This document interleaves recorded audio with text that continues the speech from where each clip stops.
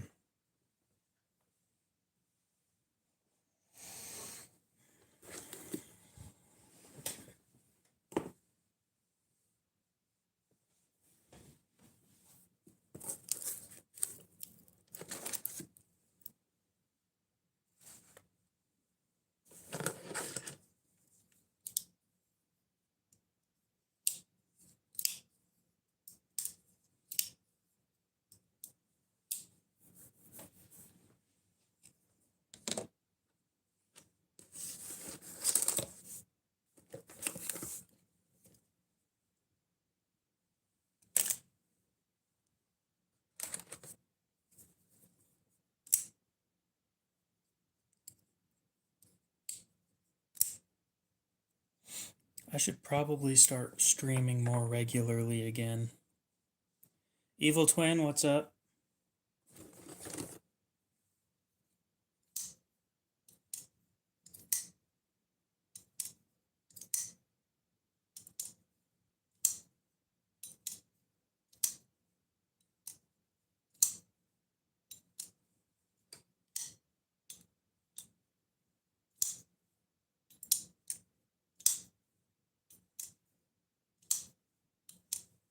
It was a fun day.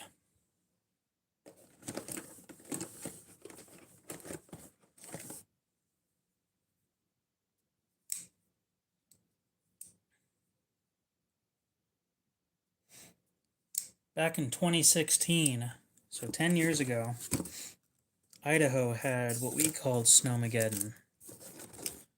Snowmageddon in Idaho in 2016 resulted in some places, I believe, getting between 9 and 16 feet of snow.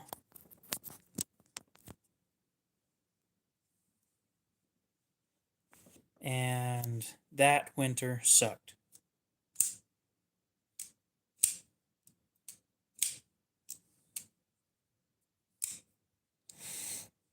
So I'm going to tell you guys a story.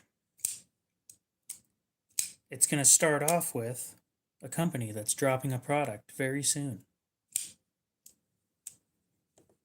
Millet Knives out of Nampa, Idaho is dropping the Millet Overland in Magna Cut this month.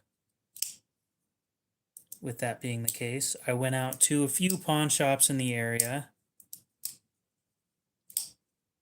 and decided I'm going to try and get rid of some stuff so that maybe I could afford one when they drop. Well, they offered... First one offered me, let's see, this one wasn't. Got a box full of knives. Full. Just a whole bunch of stuff. Right? Mostly CRKTs, but they are worth a little bit. If you like that M600, you can buy it. Anyway, went out to try and sell all those along with 2 bug outs, and they offered nothing. The first one offered nothing on all of the lesser expensive ones and called the bug outs fake, which was irritating to say the least. And then I went to the second one, and so the pawn shops in my area base pricing, purchase pricing, off of how much they sell for on eBay. And there is a shit ton of these things going for like between $30 and $80. Chances are they're fake, but they don't differentiate that. So now I'm stuck paying the price on that one.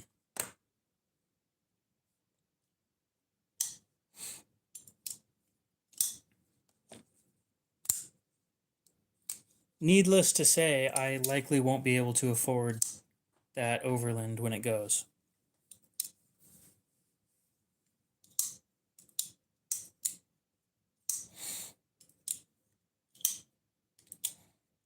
Yeah, the CRKT overland is trash. The millet overland isn't made in China. And no, there's only one multi-tool on the table.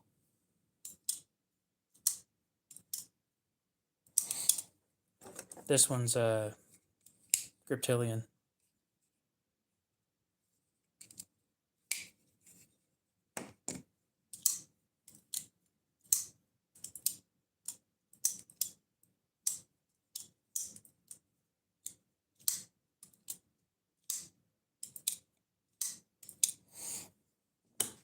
Well, I was hoping to get one soon, but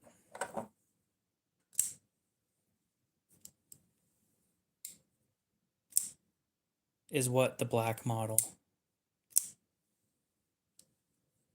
Anyway, there's a bunch of knives that I'm trying to get rid of. If anybody's interested, yeah, that one's black.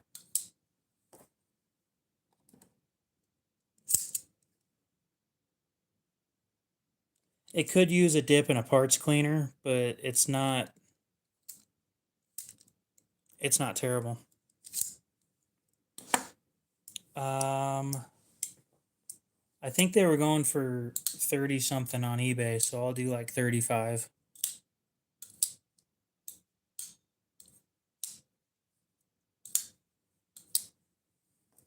Severely disappointing, by the way, on that. Pricing wise.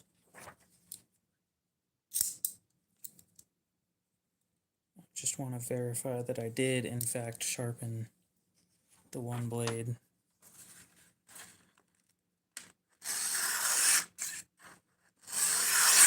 I did. Okay. I thought I remembered doing it on stream, but I don't remember anything very well, so.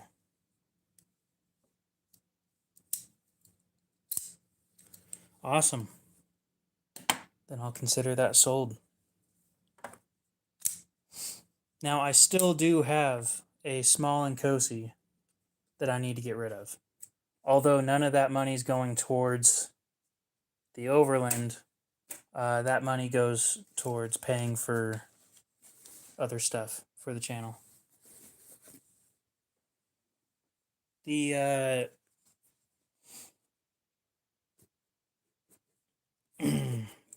what was I going to say? The millet would be my personal knife.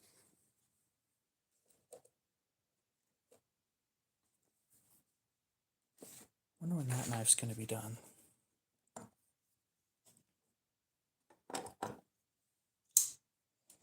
I don't want to do 40 bucks each. I paid 100 each. That's the problem, is I literally paid 100 bucks each. So the one that's brand new in box, I was trying to get rid of for 162, and I understand that's high now, but it wasn't back when I put it up. It's the same knife, just in a better steel.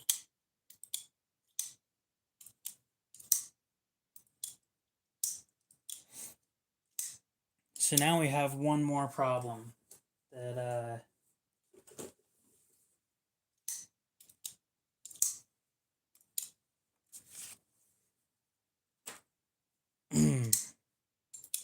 the third bug out that I got has issues. This one's perfectly fine. It's almost like new, but it's got some scratches on the back.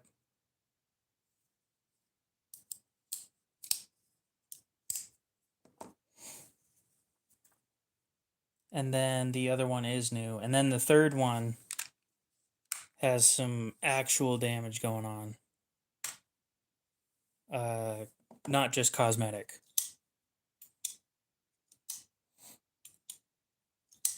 Oh, I don't have an aluminum bug out.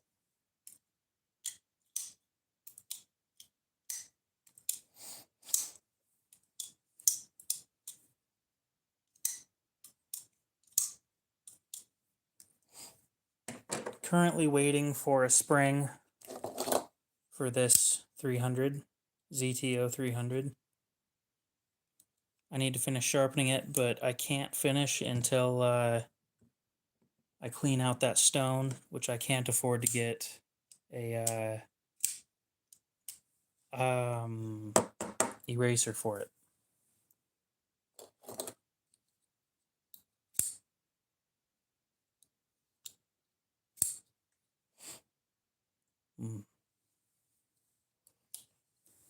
I don't know if I would want to bail out. The problem is they're all Tontos.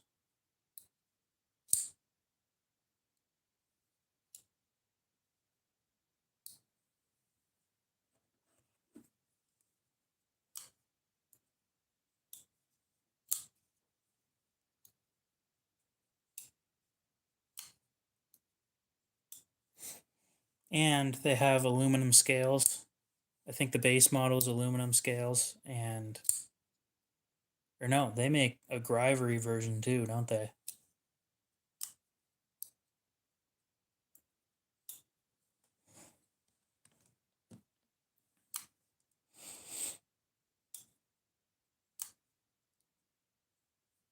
As a drop point, it probably wouldn't be a bad knife.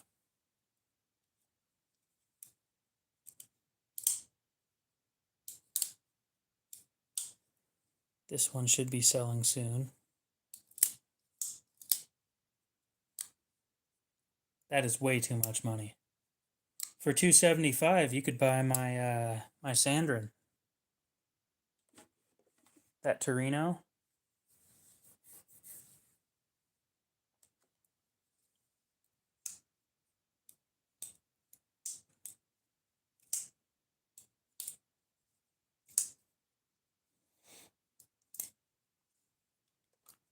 At least you get some decent edge retention out of it.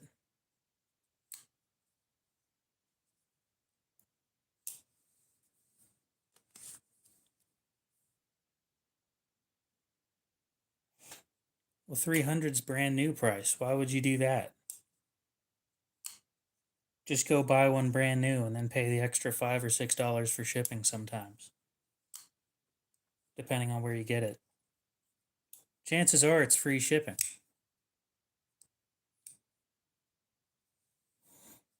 We have my Mutt, a QSP Parrot V2 in D2. Dude, you just did. You paid over 150 on that Benchmade. No, it's the same shit. Don't give me that.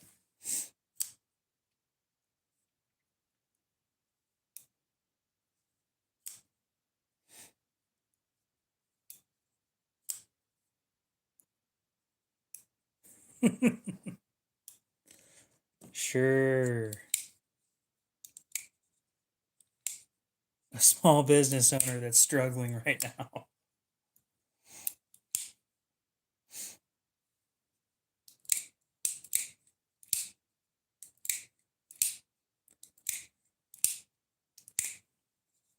Oh, I don't even have. That's my biggest problem at the moment. Is I don't have.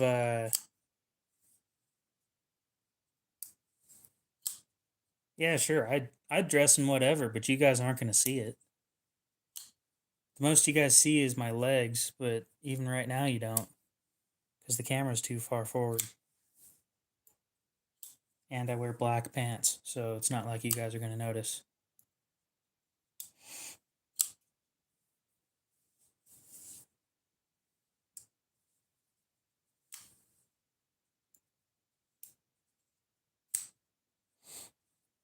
But yeah, I don't even have $10 to pay for the shipping for that Benchmade right now, so we do be the channel do be struggling.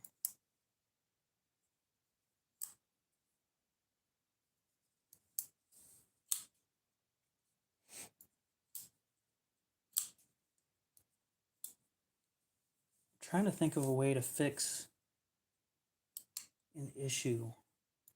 with a bug out, but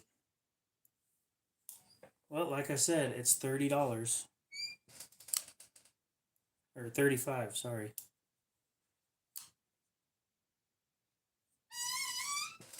And I've got 2 payments that should be coming in here pretty soon from Blade Binge. So that would be. I'm trying to work with you.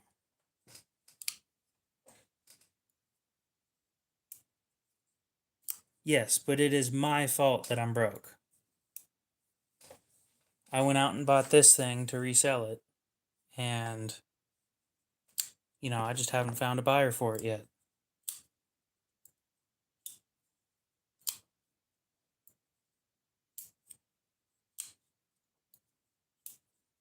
Yeah.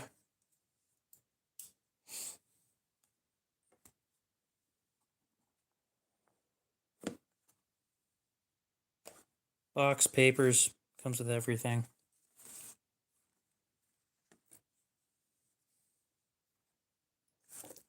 Unfortunately, on this one, I can't be taking payments, which makes it drag out longer because the people who want it probably want to pay in payments.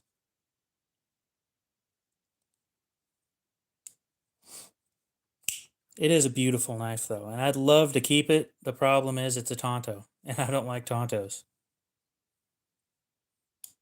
Well, good on you for being responsible. Now, I want you guys to keep in mind when I say that I'm broke, the better way of putting it is the channel can't afford the things that I'm doing. I keep my finances and the channel's finances separately. I personally am doing fine. The channel's struggling. So don't be worried about anything. No, it's a small knife. I keep threatening to get a better job. Say fuck you to my manager and find me a better job.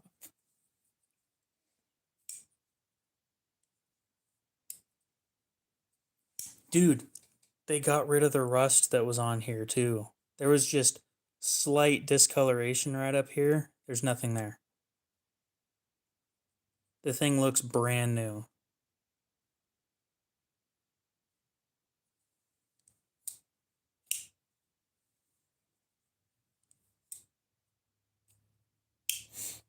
I'm not allowed to talk about my current job. That's the worst part. Is I don't get paid very well and I'm not allowed to talk about it. So it is completely pointless. I eat frozen pizza fairly often.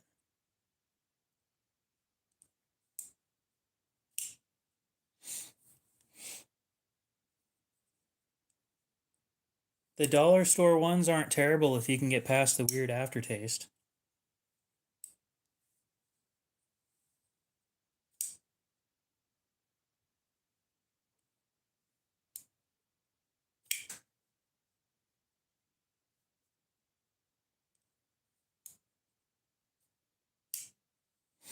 I'm surprised this thing came back looking as good as it does.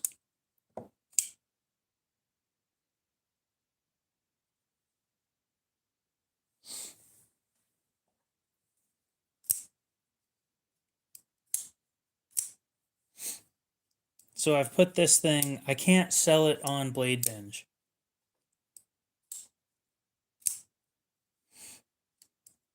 Because I purchased it for a price to where if I sold it for how much I want on Blade Binge, I think I'd make like $10. And I can't have 300 something dollars put into something just for me to get $10 back.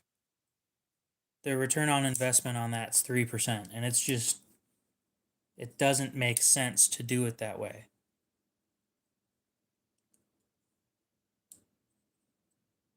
I also have it priced Well, let's see. Fuck that. That's the same as me doing the blade binge. They take enough money to where I don't think I'd make almost anything on that if I paid 30. Yeah, I could make my money on volume, and I'm probably going to have to start doing that. The thing is, the things I can move volume wise are Civivis, and nobody wants those right now. So,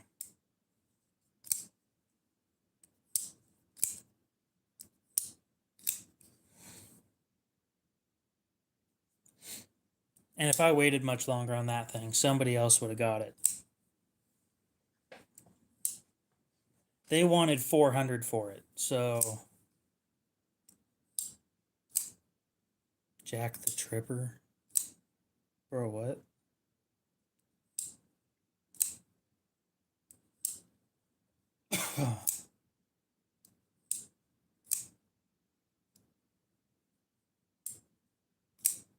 Is there any way to track sales of the site to use? What do you mean?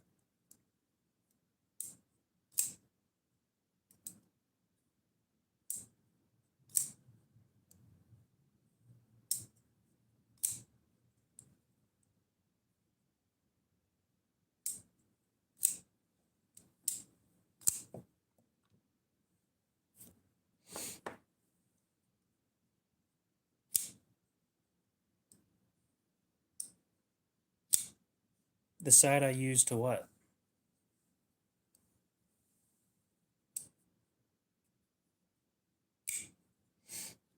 I don't usually use, oh, nope. I don't sell through a website. I typically sell them direct. That way I cut out the middleman and you guys don't have to pay extra for me to make the amount of money that I want.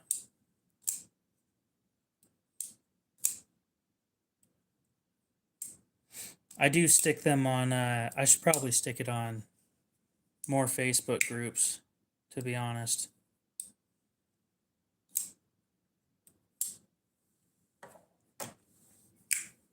No, I do post them on Blade Binge to sell them. I just price them higher to offset the loss on their percentages. Because Blade Binge they claim they take 7.5%. My last one they took like 8. Wasn't happy with that. But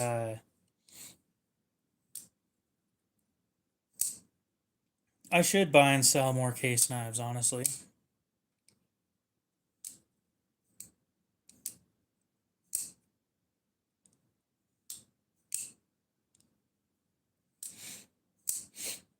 I could probably do that.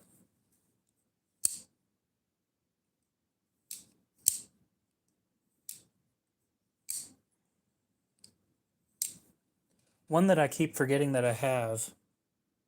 Now this one I bought with my personal money, so all the profit goes to me. But that auto,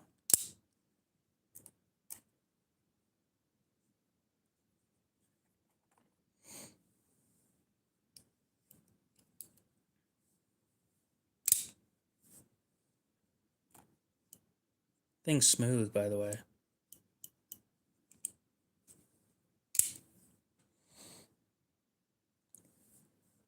Problem is I'm wanting like 150 for it, and there are 2 people that wanted it. One of them I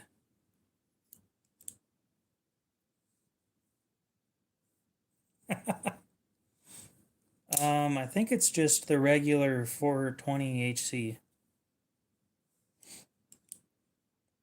I don't know why they sell for so much. I really don't. It's nothing special.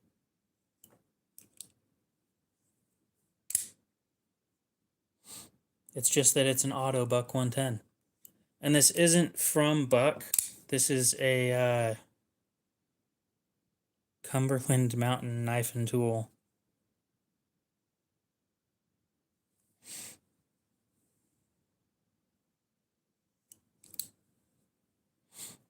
And believe me, I'd never put it in a pouch personally. It's just that it came with it.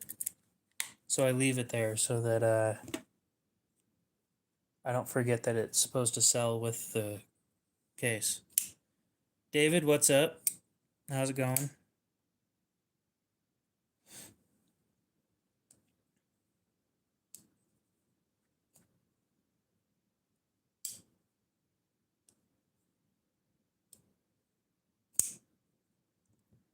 Did any of you guys find my most recent short to be confusing? So I have a little thing down here across the bottom that says that this thing is $425 new plus tax. And then I say in the video that I'm selling it for $380.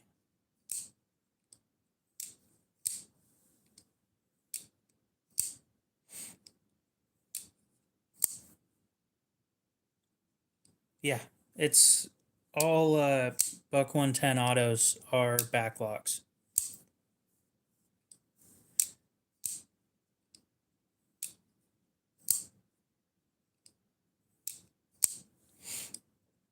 I don't know who else does knife live streams this late except for Kodiak. Just about everybody else is already headed to bed, which I think is weird, but you know. That's confusing. I didn't think it was that confusing. If I tell you what I'm selling it for, to me, I have the thing down here telling you how much they go for new. And then I tell you how much I am selling it for.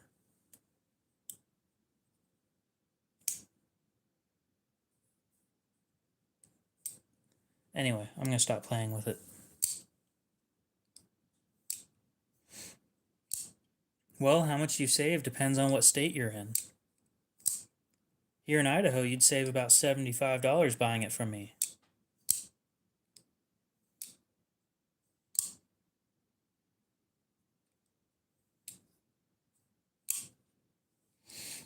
And the reason you'd save about $75 is that 6% tax on $425.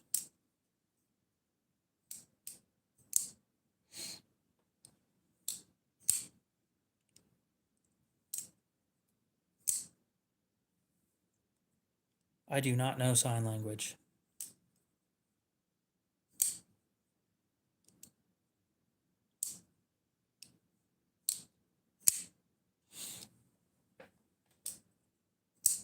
I never learned it.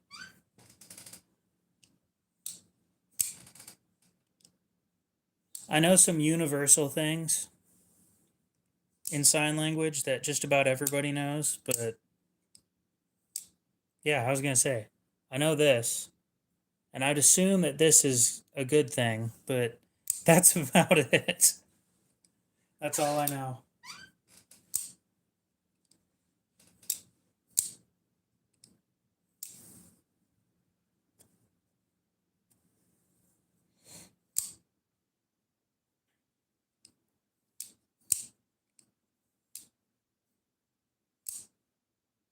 I'd think it's universal, but I'm not 100% sure on that one.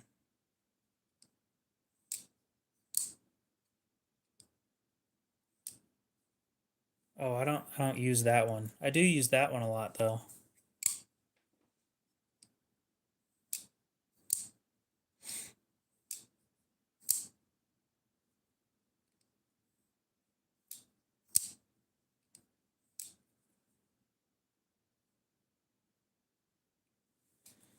So let's see here.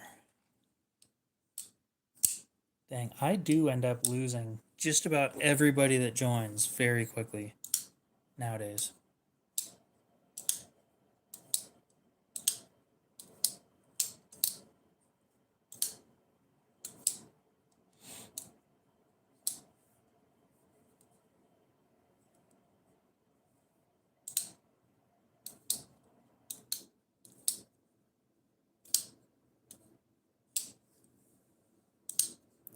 And this one I need to get rid of. Let's just, I don't know. These aren't selling streams, you know?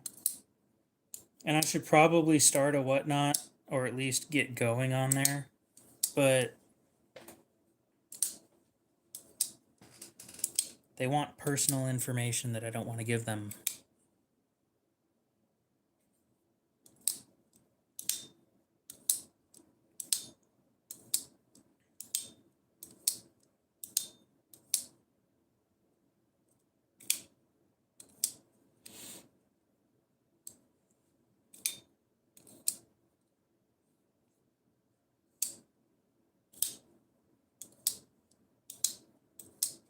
$375 for what? You can't hear that?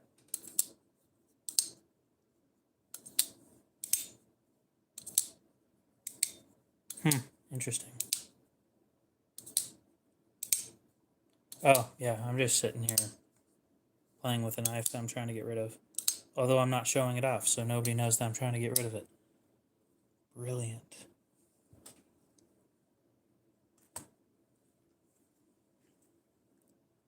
Let's get all this stuff out of the way. Oh. I'm hoping I can find somebody who wants this thing. Yeah. The thing is, I want $380 for it, but yeah.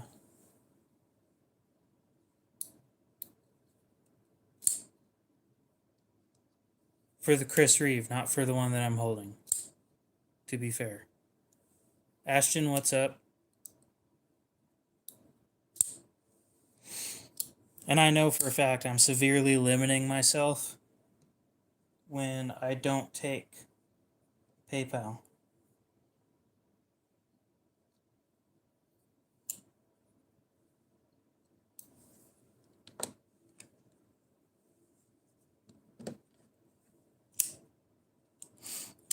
Not what I meant by 380. You know that.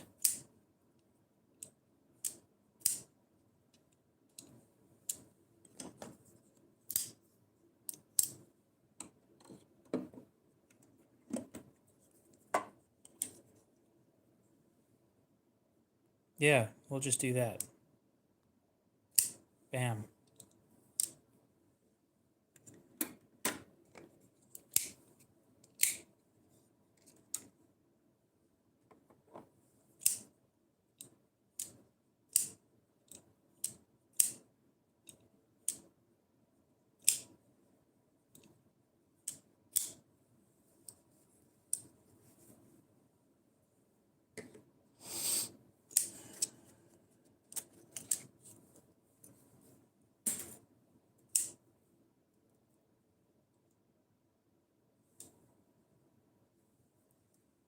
Alright, let's start doing something.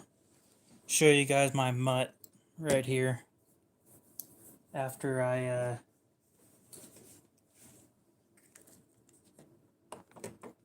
let's put the Chris Reeve away first.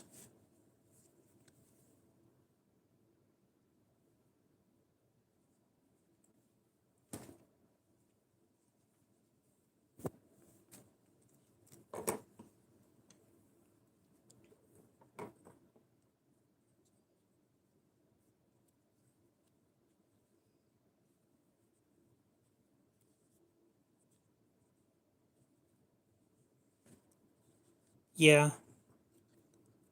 And I'm not going to say that it's worth the price. I'm just going to say that I kind of like the designs and they make them in good materials, so. And they're made like a half hour from where I live.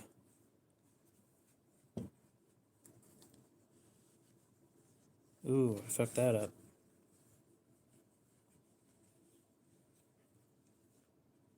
Yeah. No, 154 cm is a great steel.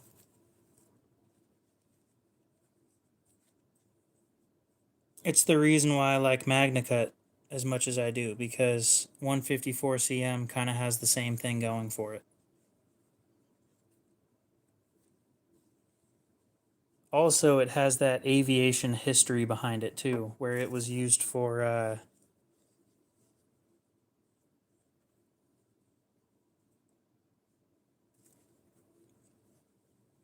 internals on jet engines.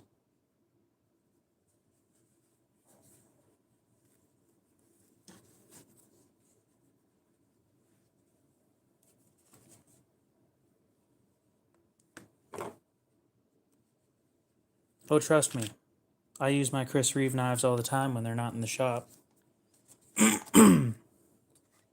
Unfortunately, my Sebenza's finished in the shop and I can't afford to get it out. Nope. Back in the 70s, they used 154 cm.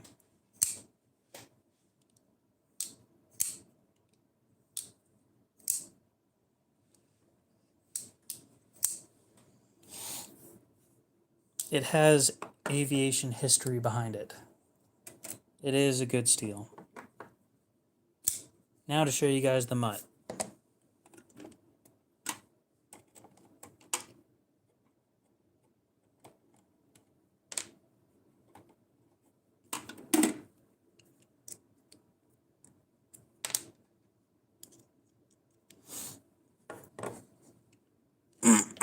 Well, I don't know what materials or what it was used for other than being inside jet engines, because I haven't gotten any info on that. I just know that that steel was used in jet engines. I don't know what it was used for. It'd be interesting if it was the compressor blades and then it ended up being used in knives 50 years later. I don't know.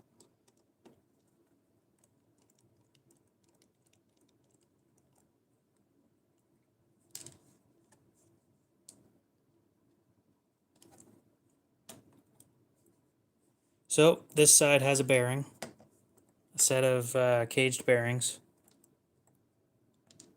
and the other cage broke before I bought it, so the other side has a washer.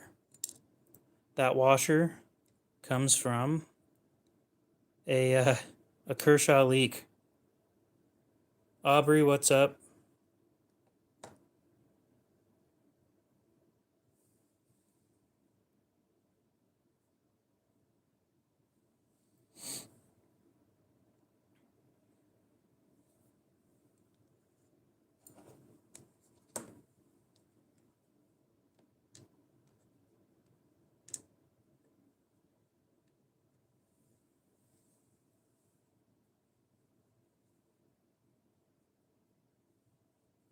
Yeah, if somebody wants to look that up, they can. The 154 cm thing. I'm not going to look into it right now because I have other things that I'd like to do.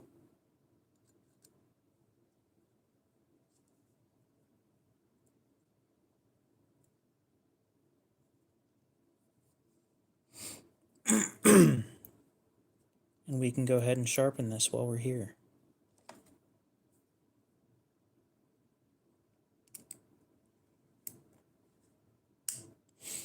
I have other good news when it comes to my design that I've been working on. I think I'm about finished with everything that I need done to it. So, on my end of the deal, the where am I going with this? The 3D designing on my end should be just about done. Next step is to send it out to somebody else to clean up the model work, to basically redo the whole thing in a better CAD system than children's 3D modeling software.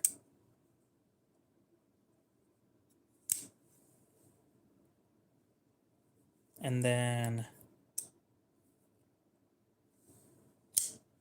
we send it off to mill it and wait between 6 months and a year.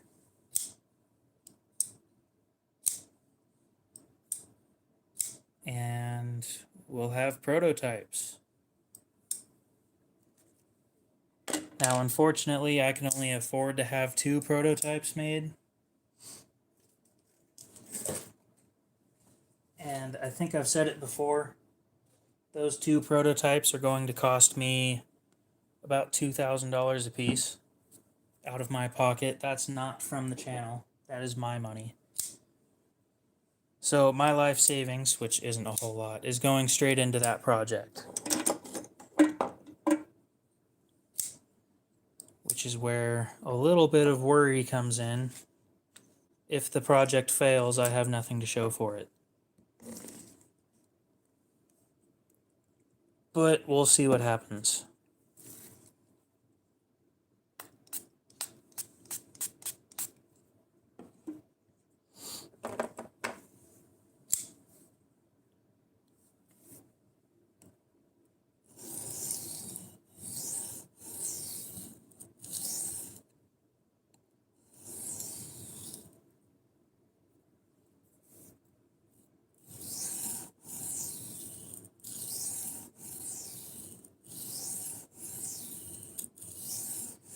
I understand that you have to spend money to make money.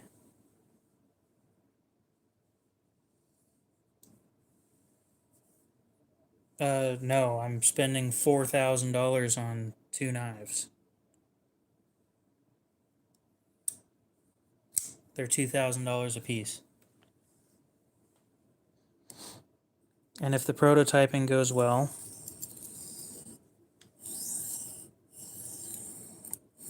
then we move to Kickstarter. If it fails in those two, then not good things.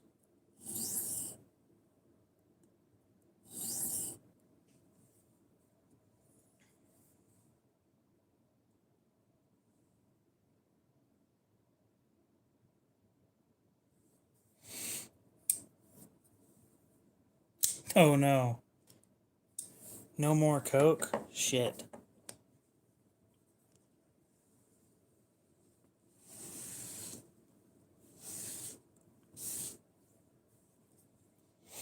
Thomas, what's up?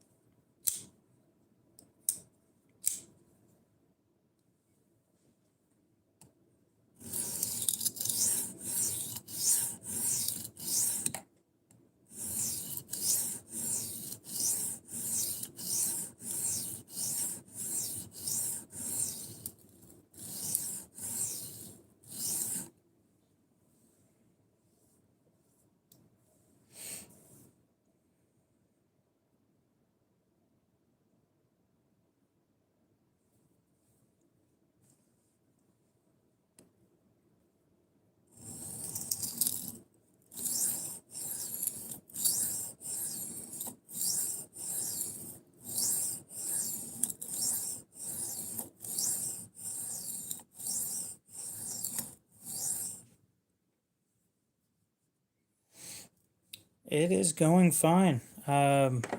Just trying to get some stuff sold so I can afford to do other stuff.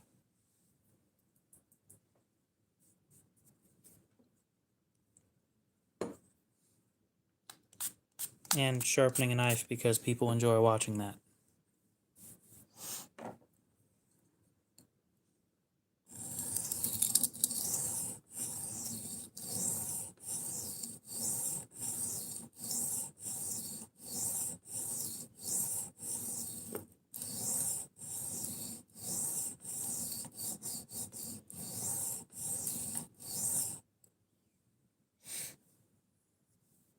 Welcome back.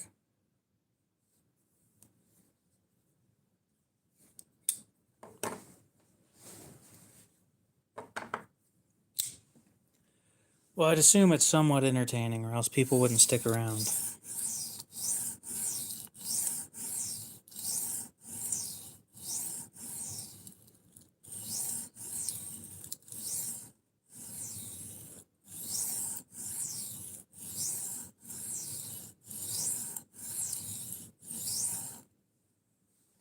What knife are you sharpening?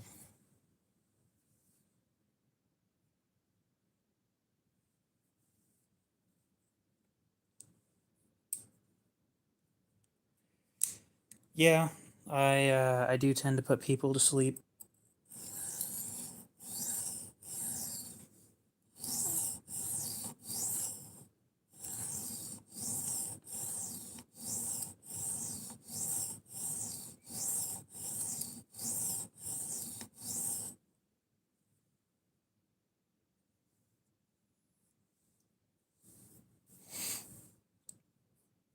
I don't think I've ever heard of that knife. I'd know what you're sorry for.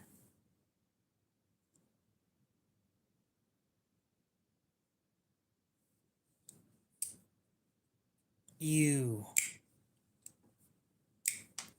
Is it half serrated, Greg?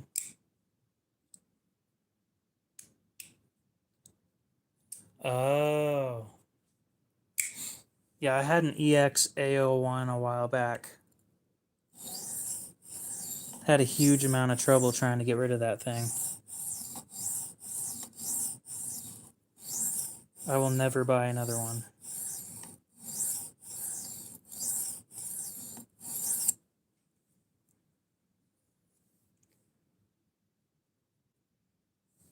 Is it a Tonto or a drop point?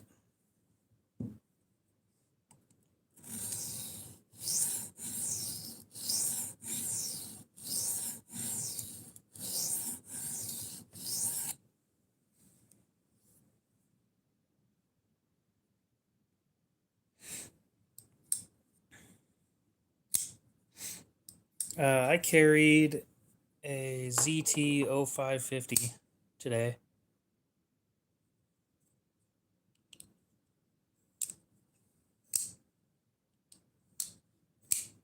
Dan Stan, what's up? No clue what you're sorry for. And a Buck 112 Slim Pro in S30V.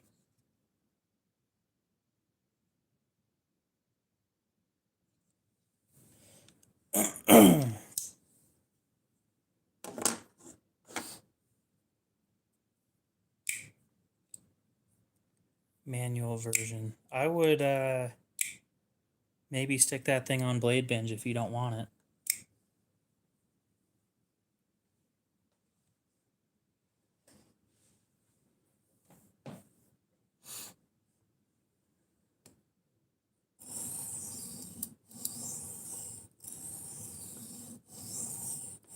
I'm pretty sure that's illegal.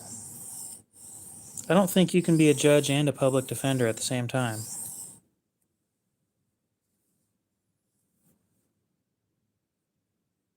Yes, I know exactly what you're talking about. You sent me pictures of it, but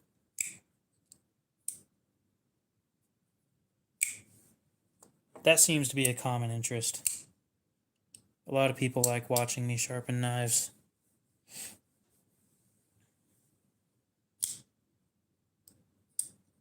Okay, guys, so I have a solid question for all of you. I completely disagree with you, Thomas. I don't like Tontos.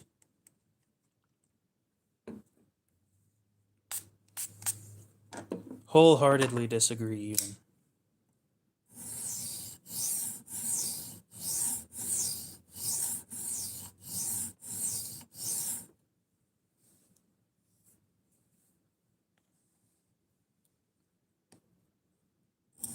I don't think. I remember going to Sportsman's Warehouse, and every time we dropped by, they'd have this DMT knife sharpener.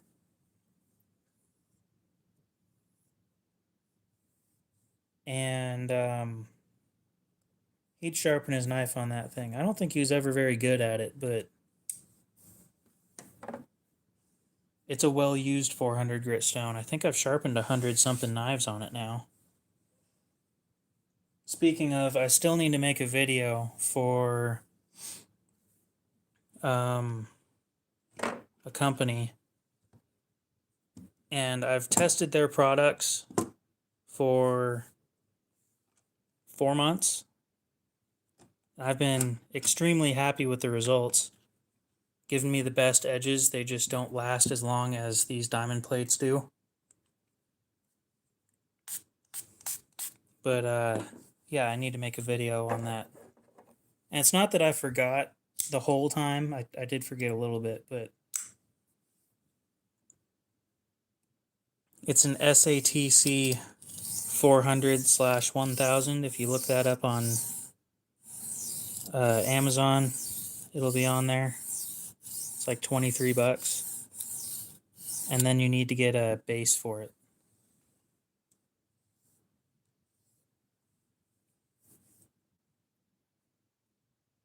Here's my problem is when my friends like carrying Tontos, for some reason there's like a cult following with Tontos.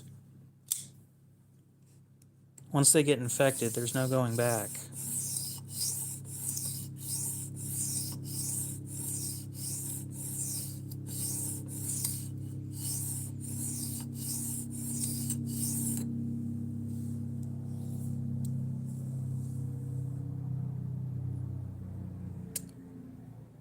Well, there goes a helicopter.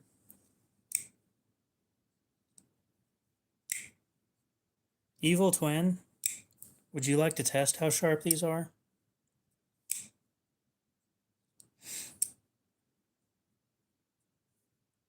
I can promise you a hospital visit. I think I have like 1 or 2 Tontos.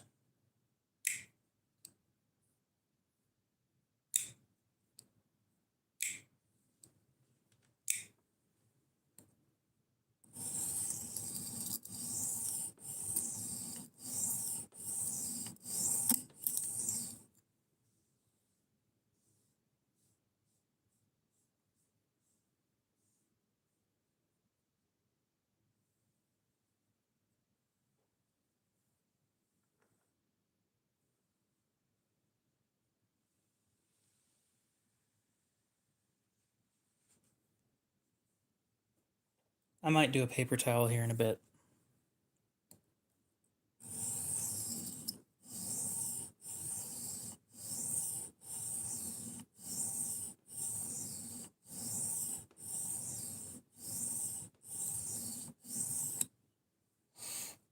For some reason, I haven't been doing great with my left-handed sharpening.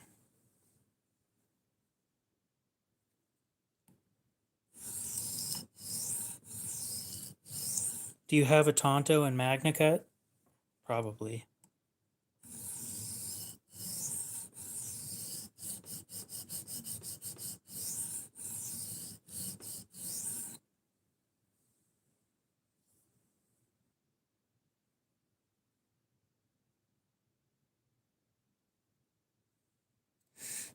You just haven't been here when we checked on Cecil.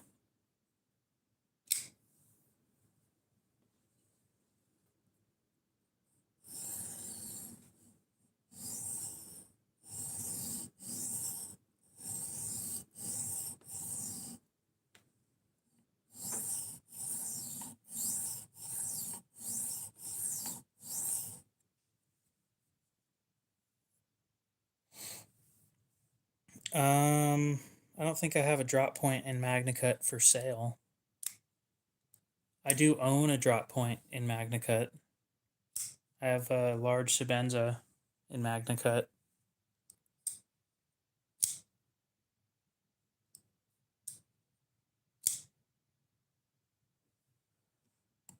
Well, if you want to use a Chris Reeve as a pry bar, I have one up for sale.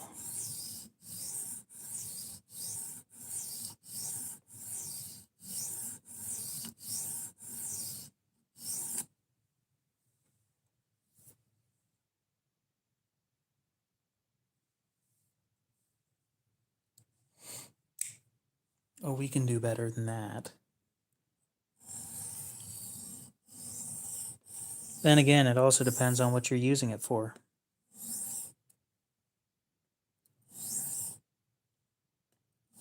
I'm not going to sit here and say that S35VN is a bad steel, because it isn't. But it does depend on what you plan on using it for.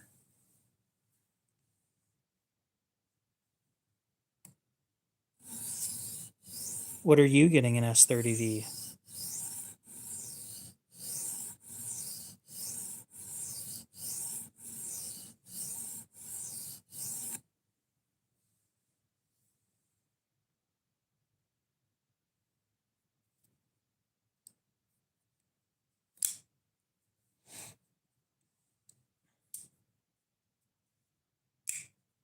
Oh.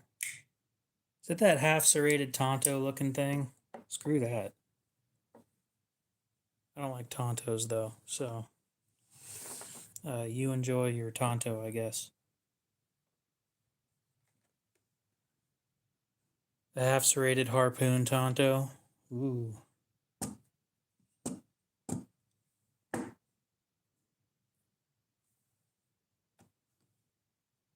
Oh, so it's a harpoon drop point then. I thought it was a Tonto. Alright, you're going away.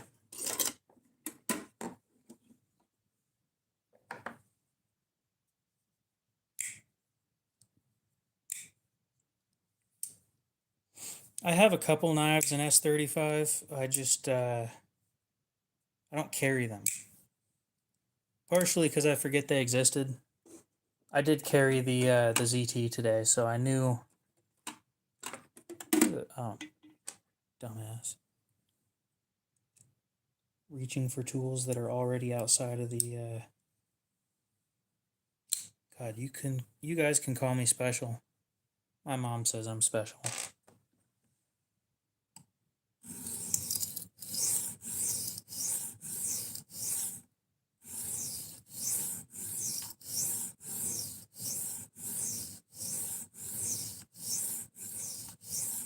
I don't think I will ever buy another Cold Steel.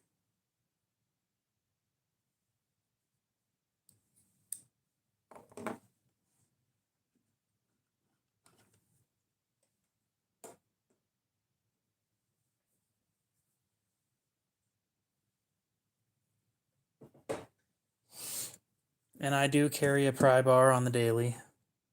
And the reason why is because a lot of times when people say, "Hey, do you have a knife?"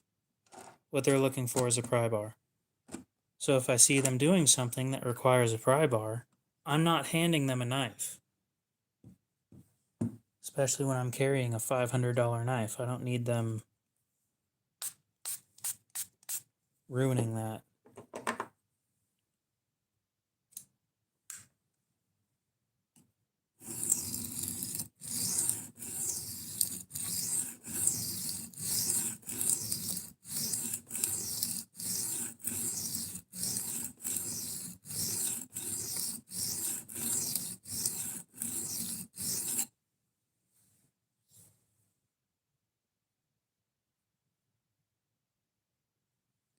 Beautiful. I have had M390, LMAX, S30V, S35, S45, 154, Magna Cut. I'm about to be trying something in M42 tool steel or M42 high speed steel in February.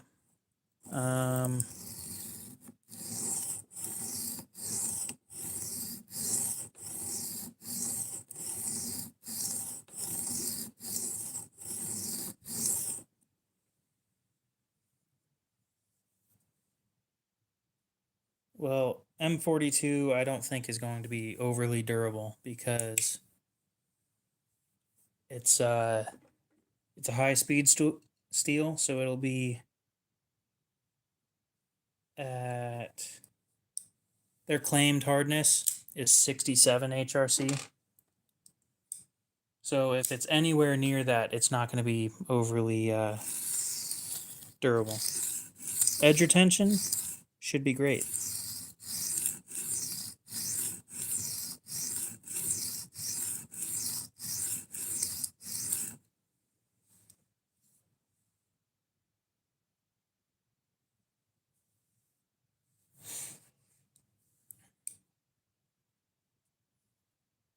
Um, I can try and come up with a list of all the shit that I have, but that's going to take a while.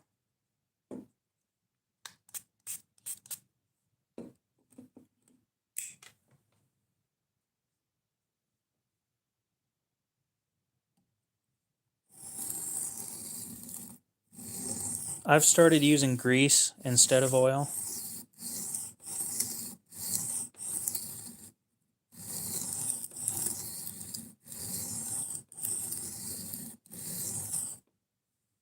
I use Super Lube from Harbor Freight.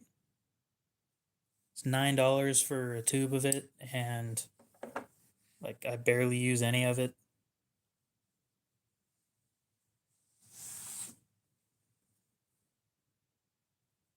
Basically, what you need for washers is like one tiny blob of it on the end of a toothpick per side of, well, for one side of each washer. It's, you'll never go through a whole tube of that shit. As for rust inhibitors, I use mineral oil.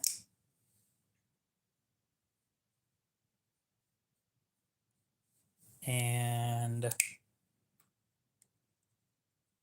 the reason I use mineral oil is because it's food safe. I use my knives for food quite often.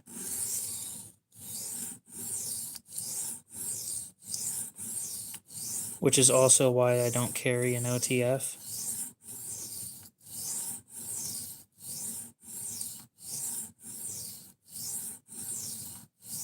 Especially an OTF with a fuller or holes. Because people don't take into account that soft materials will get stuck in those holes or in that fuller. And then your action is just fucked after that.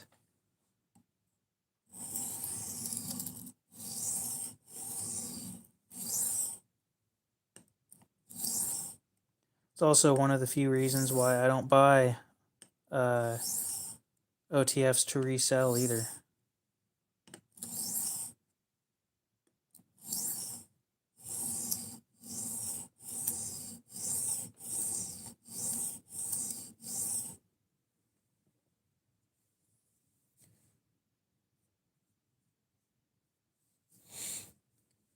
No, but it works as a lubricant. It's just not supposed to be used as a lubricant. It's made to displace water, but it works for a lot of shit.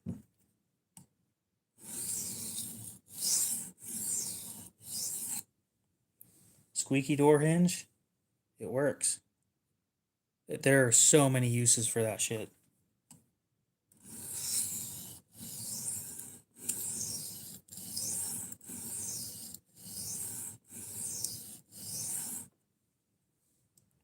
Now, it may work out as a rust inhibitor, though.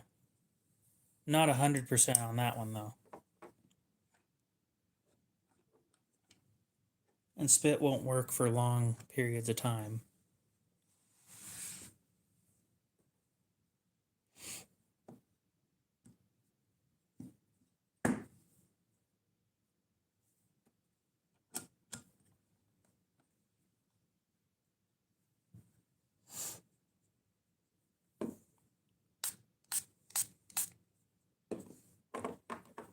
Whoops.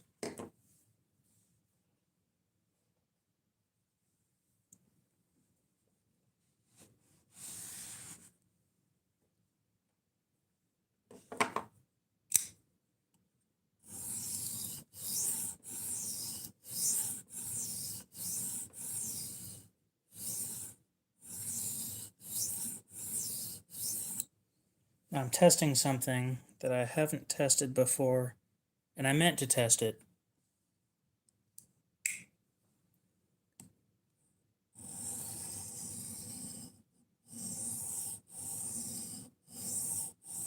And that's sharpening dry to see what kind of edge it leaves behind. and then sharpening wet and see what kind of edge that leaves behind.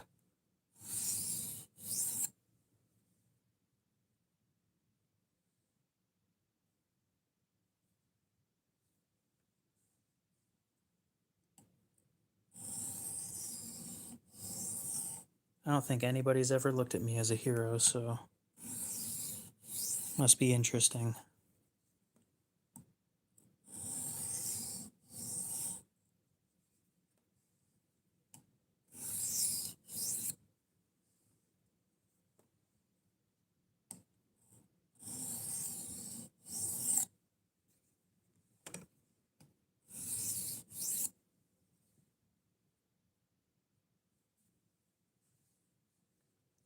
Awkward? What do you mean?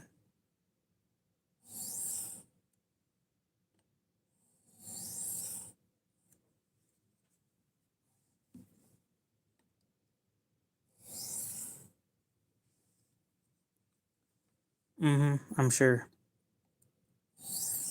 I'll be more people's hero when I actually achieve the American dream.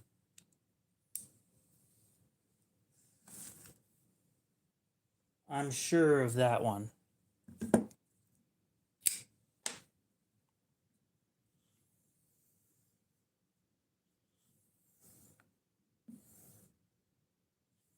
You know, being a business owner and then turning into a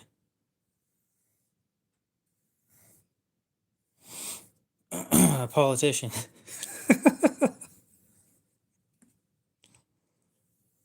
Got to start somewhere.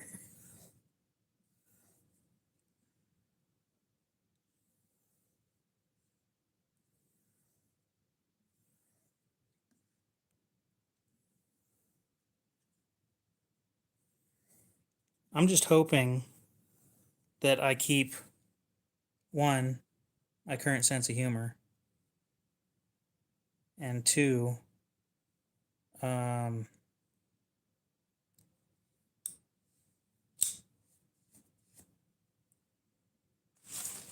yeah, I forgot what the second one was. Oh, morals. Yeah.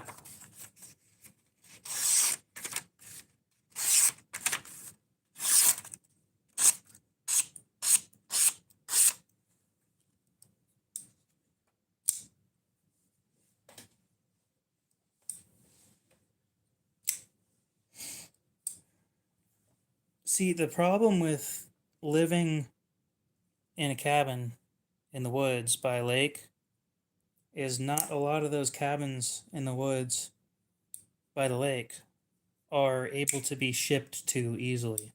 So when I go out and I buy a new knife, I have to go out and then go to a P.O. box. And I don't want to do that.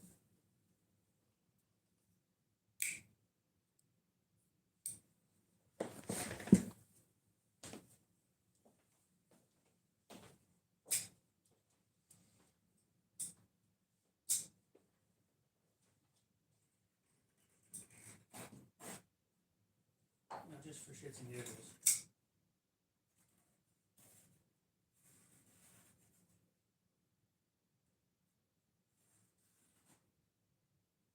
They make it seem like it's so hard to do. What the fuck?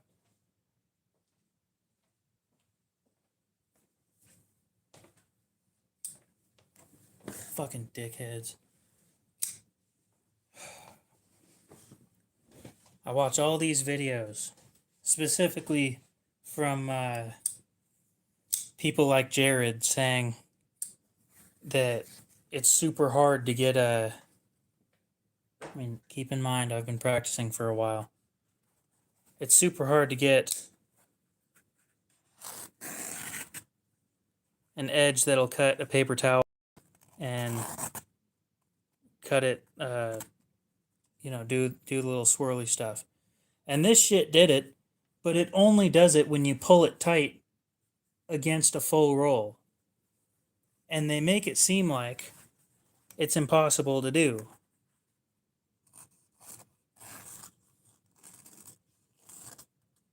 I've never tested directly on a full roll before. That was my first time. And it just went whoop, done.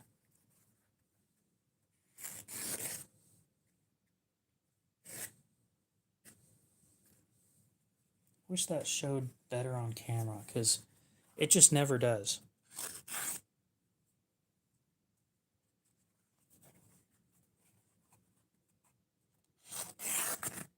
The problem is you need tension across the whole thing,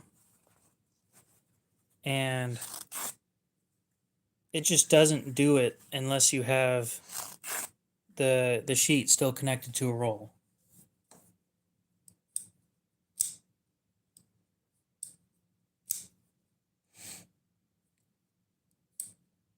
Which I didn't know that because I've never tried it before. It's a waste of paper towels to me.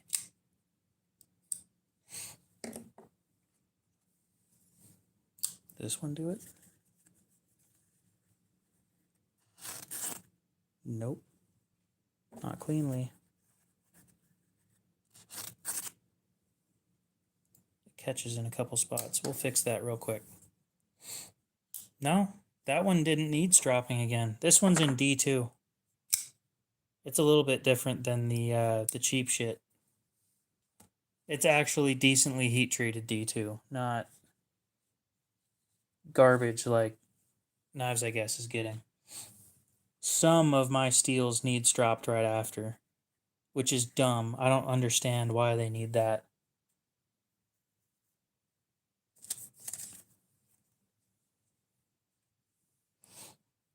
You know, I've never actually tested that shit.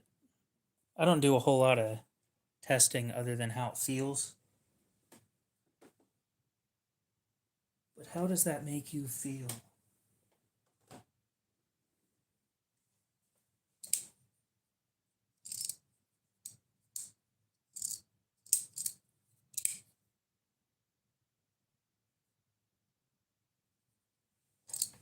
Ooh, this is one of my old edges.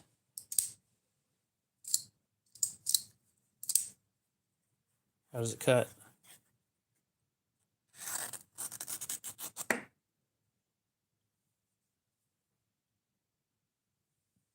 And it caught across the whole thing.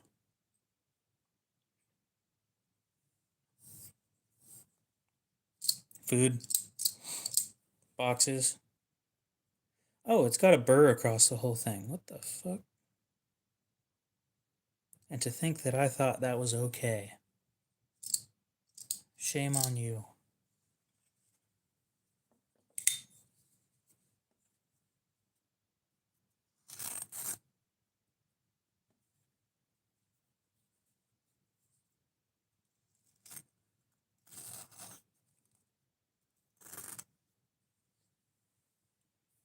That's just hard to do on a Tonto. With that large of a front on the Tonto, it is not easy to do that in general. I don't know why. It's a sharp knife.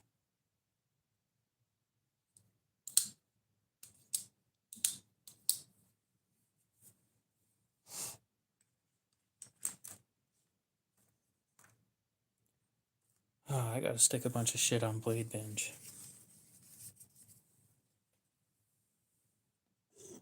No, that's fair. Now this one's sharp as shit.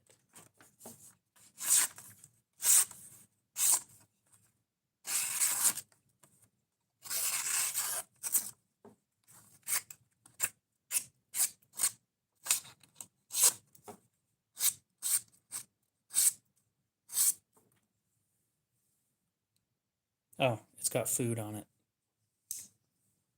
Whoops. See, this is the one that I used to cut my breakfast sandwiches in half.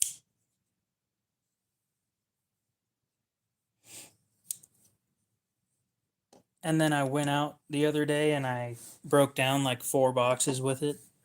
And then it wasn't sharp enough to open my plastic packaging anymore. So I did 5 passes on this 1000 grit and then I stropped it and it was fine. It was right back to as sharp as it was before. And I mean 5 passes total, not 5 passes per side.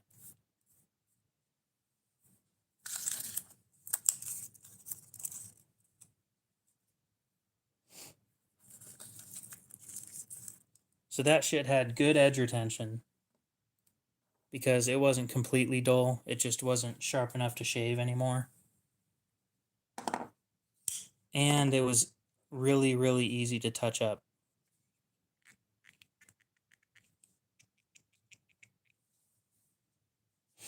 Might need to send it in and have that looked at.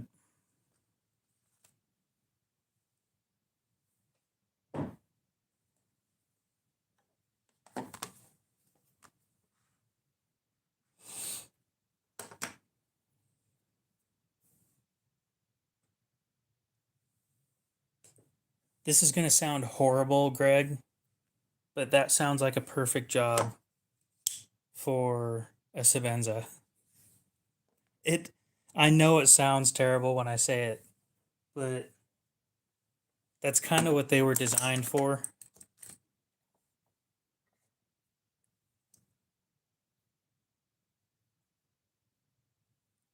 Don't get me wrong, it's going to be covered in scratches and stuff, but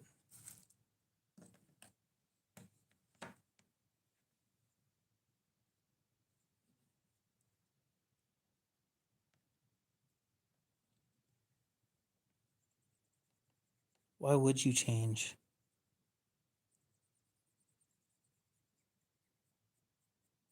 What, do they expect you to sit there and be miserable all the time or some shit? Sounds like me when I was in 6th grade.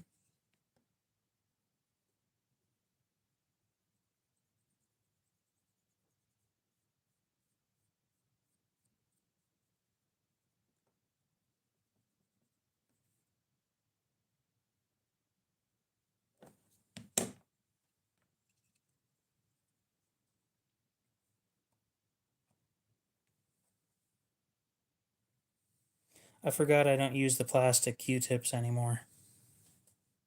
They don't get cut in half super easily like these paper ones don't get cut in half super easy like the plastic ones do.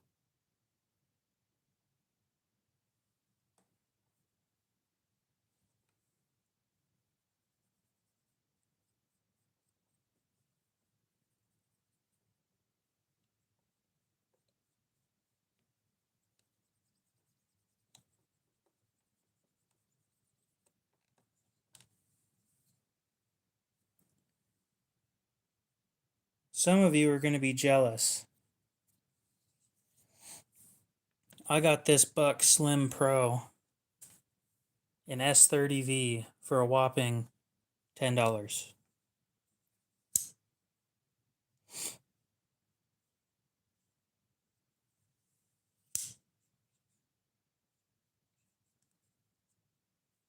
I don't hunt. I used to fish and then I stopped because I did. It's very, very expensive for me. Partially because I keep on losing spinners, but we'll just go with the fact that the fishing license is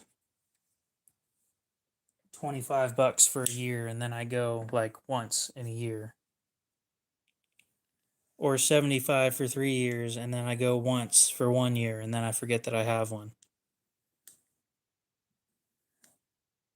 So when you look at it that way, it's $75 for me to go fishing once.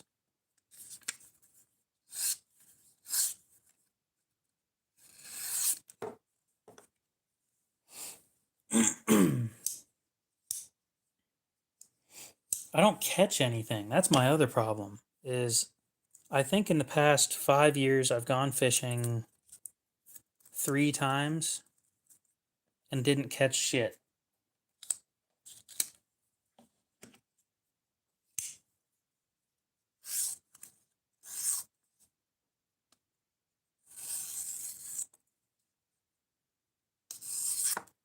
So I think I'm closing in on having only 100 knives. I've been not slowing down. I've been narrowing down my collection quite a bit. I don't like the Extrema stuff. There's one at my local pawn shop, but it's just a giant fucking Tonto, and there's nothing that I like about that model. at all. It might be a decent steal, but other than that, Warsmith, what's up?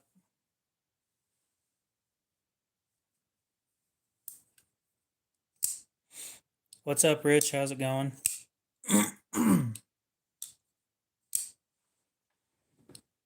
Yes, I'm perfectly allowed to take pictures.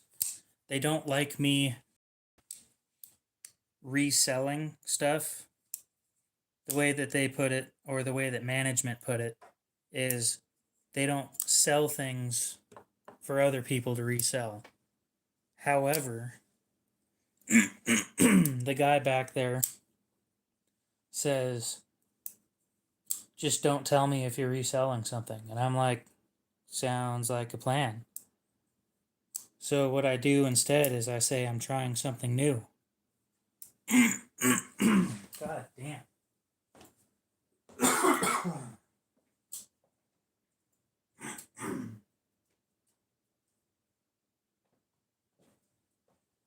Let me see if I can find that Extrema that I was talking about without having to go out and take pictures of it.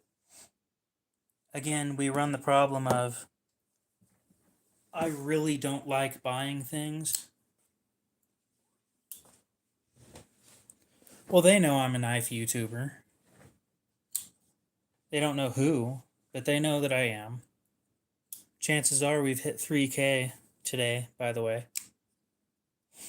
So, hooray for 3,000 subscribers, I think. I'm not 100% sure on that. It's likely, not guaranteed. And the reason I say that is because this morning I had 2,997 subscribers.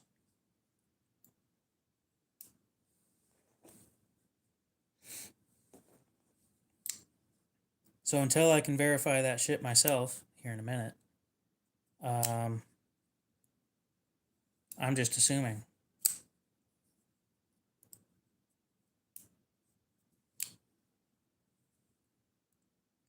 YouTube Studio. And I figured out what's wrong with this thing. Of course, it's an aftermarket blade, and the blade steel is probably crap. But when I got it, the hole for the pivot was too small, and now I made it slightly too big.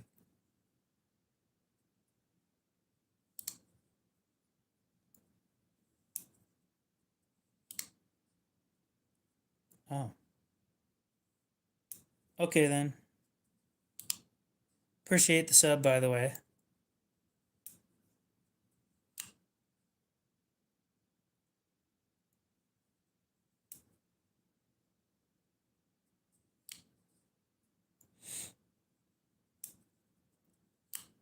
I don't like the lightweight series in general. However, I think it's been a long time coming. That model should have come out years ago. And the fact that they just dropped it this year, mind-blowing. That should have happened years ago. It should have happened before the Para 3 lightweight.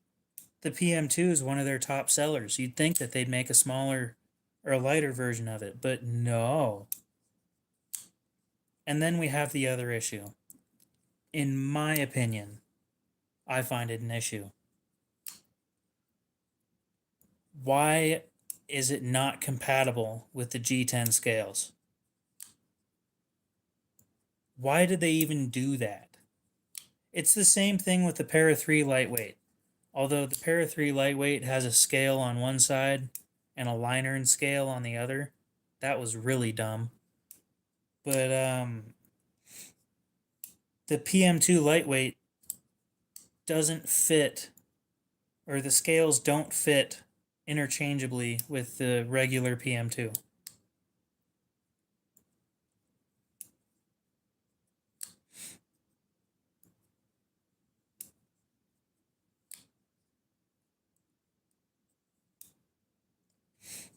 Well, here's my problem. They don't sell aftermarket scales for their own stuff.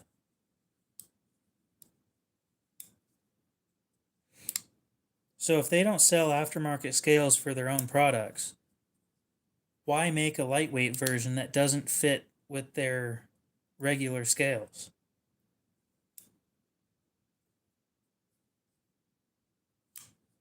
Oh my god, this phone's such a... I agree. Manix 2 is a good knife. I'll get a reminder in 15 minutes that it's past my bedtime, apparently. Oh, fucking YouTube. Yeah, Kodiak streaming too. Okay.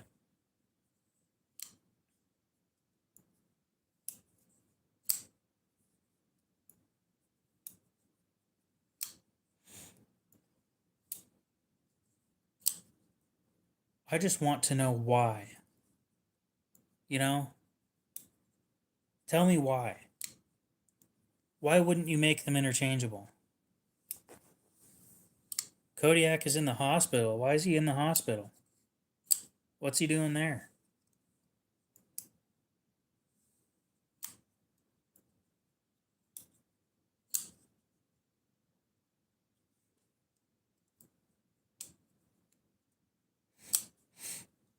Don't tell me he got bit by a knife. Oh, damn. Okay. I should go wish him a speedy recovery, but I could probably go do that now. If my second phone stops being a piece of shit.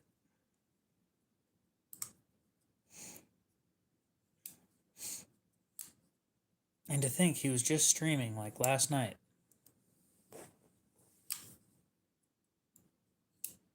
Yeah, I should go talk to him.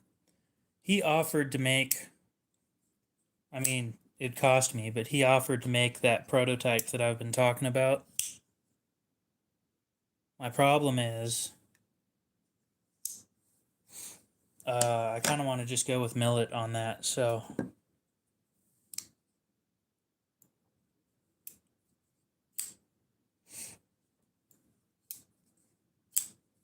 Yeah, just join his live stream and say, hey, my subscribers are praying for you.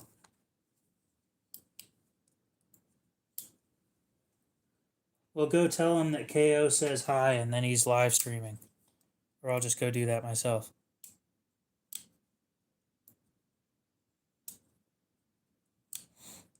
Well, there's my other problem. The Para 3 lightweight has a single liner. Okay, I get that that makes it lighter. Tell me now why the PM2 lightweight still has steel liners on both sides. So why do that if you're trying to make it lighter? Just do the lighter scales. I understand some people are going to complain about this. I'll just show you who it is. And you can go drop by if you want.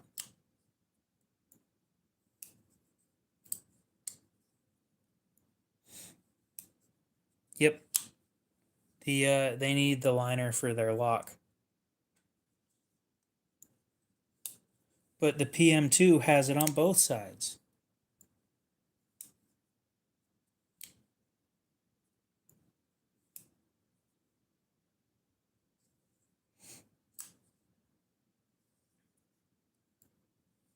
This guy.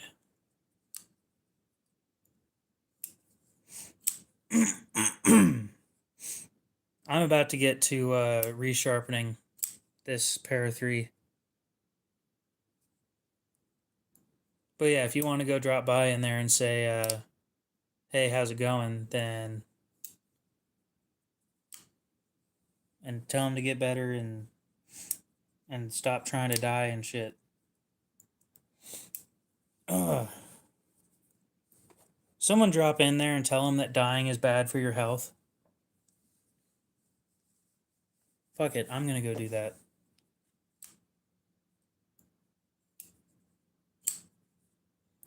I don't think you're required to go live.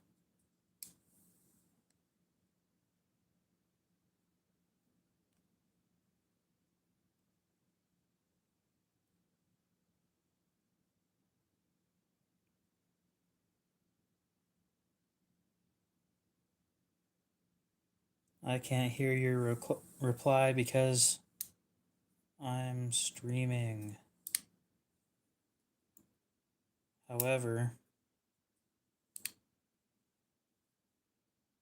no.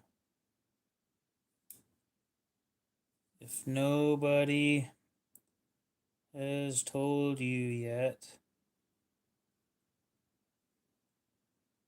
dying is bad for your health.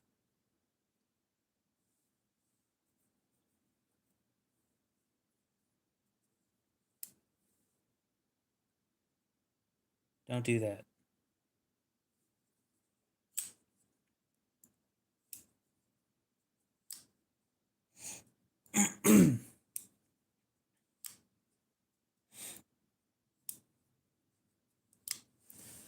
Oh, yeah, that's understandable.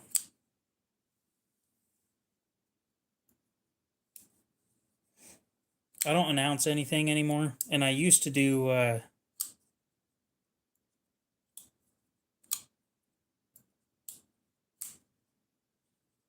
well, hear me out. Why not just use not thinner liners? How do I put that properly? More skeletonization.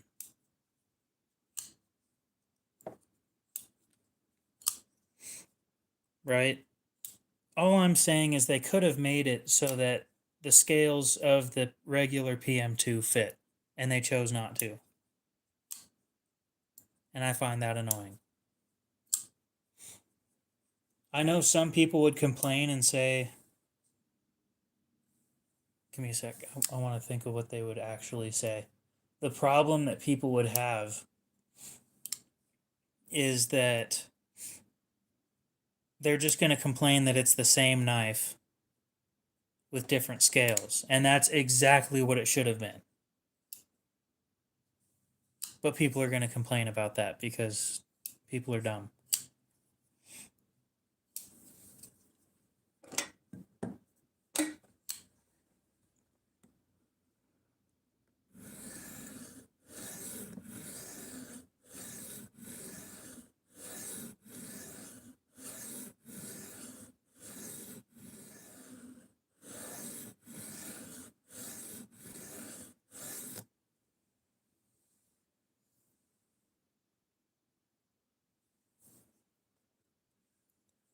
Pocket privilege. Have you ever done one of those tandem streams before?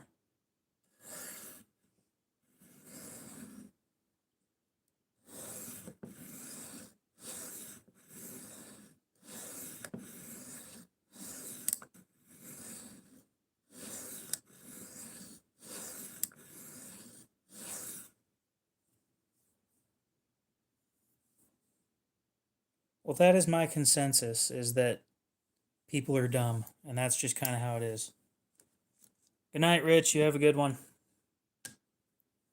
Speaking of bedtime, I'll probably be going to bed here sometime soon. Or maybe not bed, but I should have had dinner already.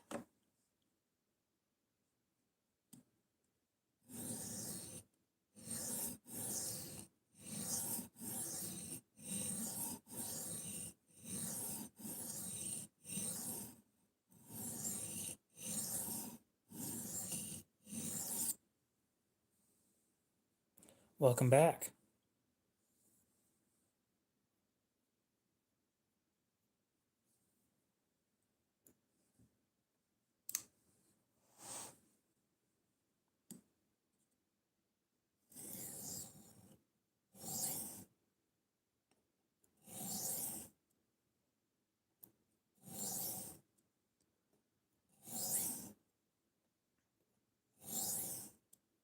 You know, I think that my way of looking at it's probably the wrong way of looking at it. However, I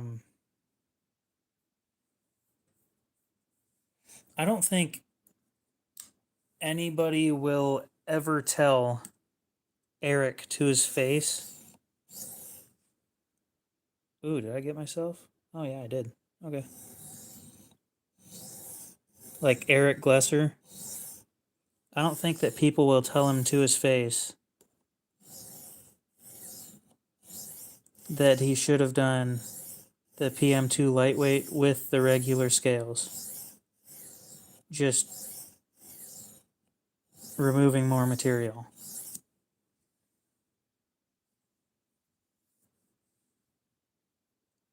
Metal Relic Art, what's up? And it'd be a lot more ASMR-y if I shut the hell up, but I'm not going to, so. Well, shit, I'm about to turn 24.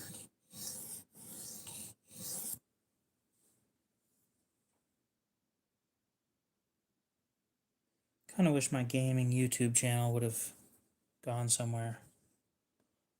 But if it did, I probably wouldn't be doing this right now.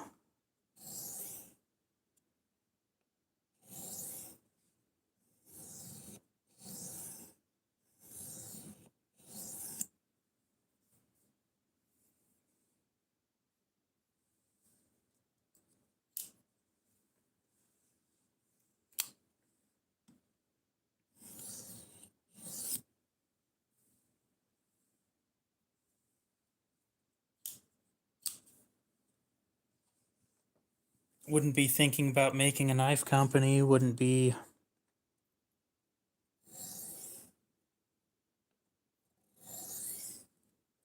There's a lot of shit that I wouldn't have done.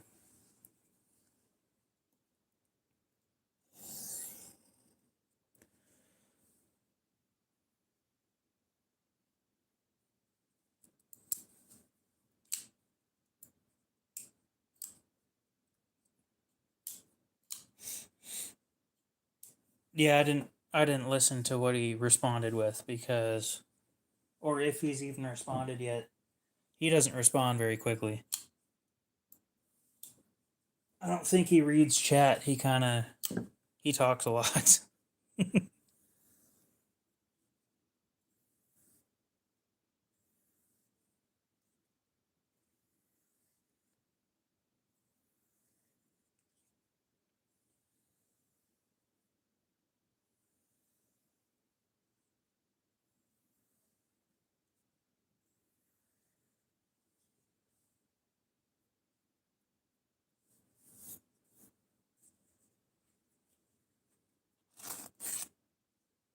That's better.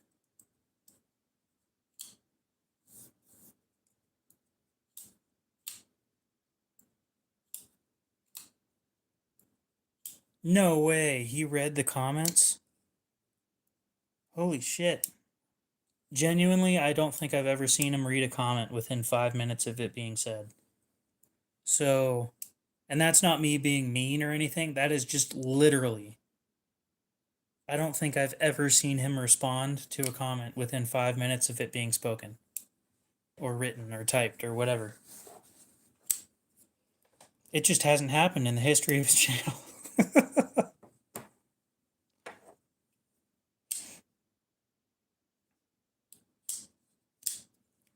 Ah, my user knife.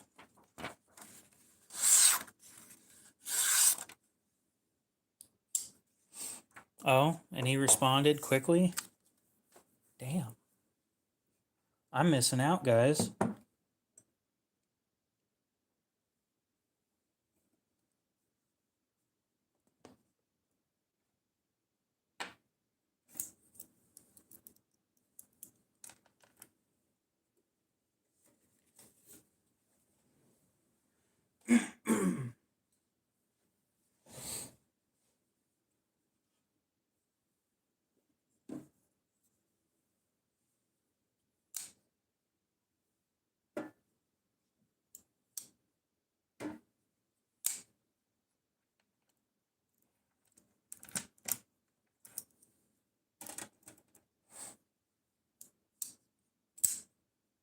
Oh, fuck no. I'm not drinking acetone. Screw that.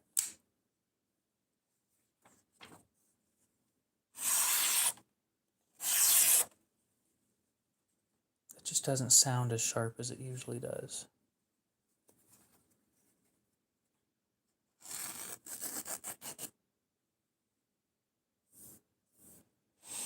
It is pretty sharp, though. But it can always be sharper, right?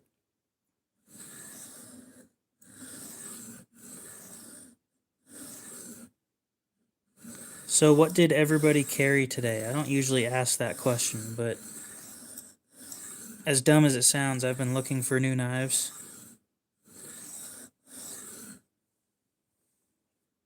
Even though I can't afford them.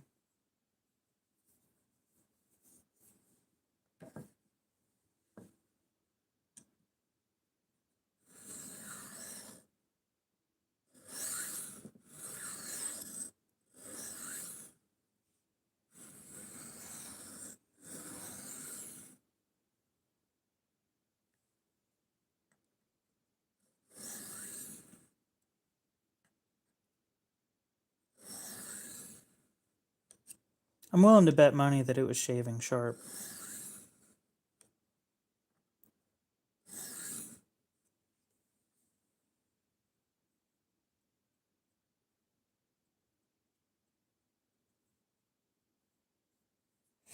Well, so this knife needs to be extremely sharp for the stuff that I do with it.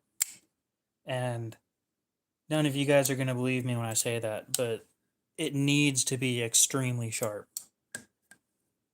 Oh, but KO, what kind of stuff do you do with a 4-inch blade? Well, with this knife specifically, I go out and do gardening with it. And when I see fucking hell, when I see weeds, I shove it down in the dirt and cut them at the roots.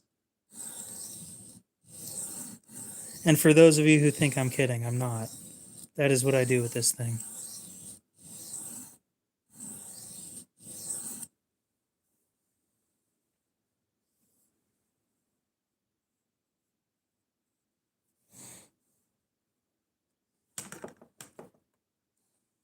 Yeah, frozen pizza doesn't cut itself.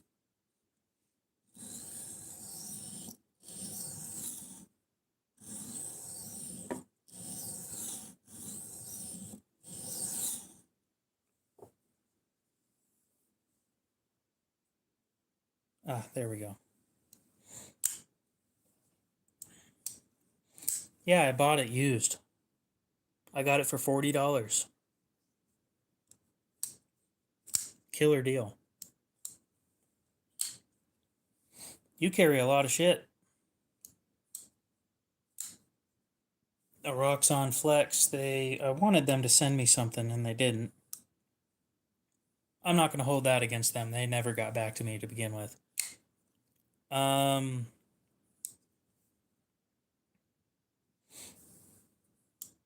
Roxxon Phantom, a Civivi button lock, I would assume. I had one of those.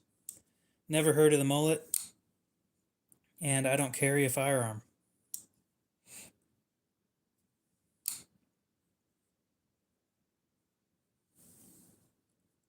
Interesting.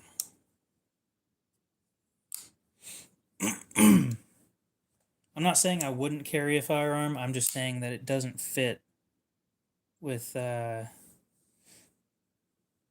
what I carry. There's no space. Yeah, you did. But I don't remember shit, so go ahead and say it again.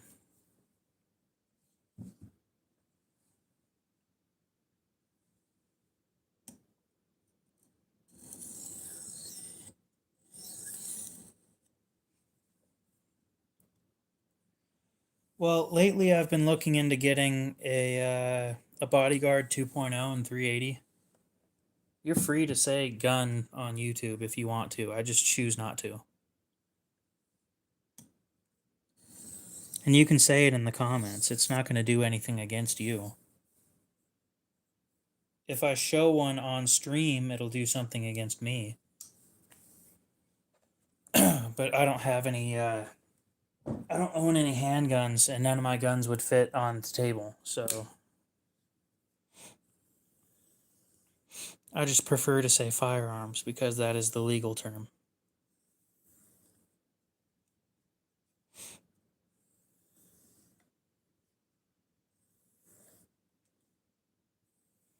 And the reason I'd pick a 380 is because I don't like the snappy recoil that you get from a 9mm, and 45s are just too heavy.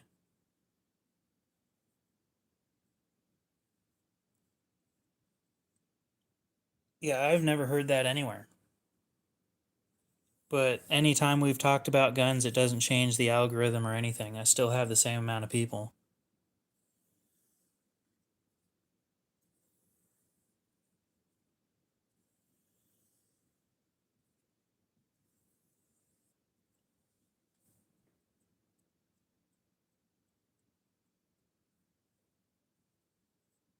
Oh, cool.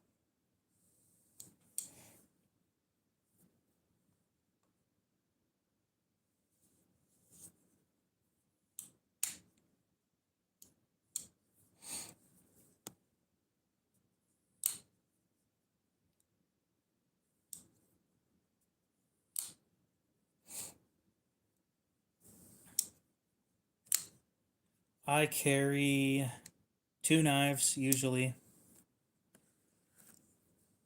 Um, so let's draw a pocket, right? Your typical pants pocket.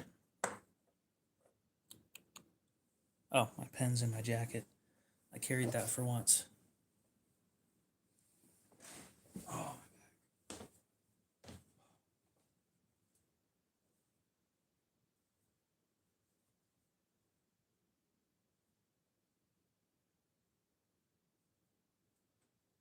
I don't usually carry a pen, but I was going to offload a shit ton of knives today at a pawn shop, and they didn't want any of them. So, just in case they bought any, I was going to cross off all the ones that I sold on the notebook that I keep track of that shit with. Okay. So let's just say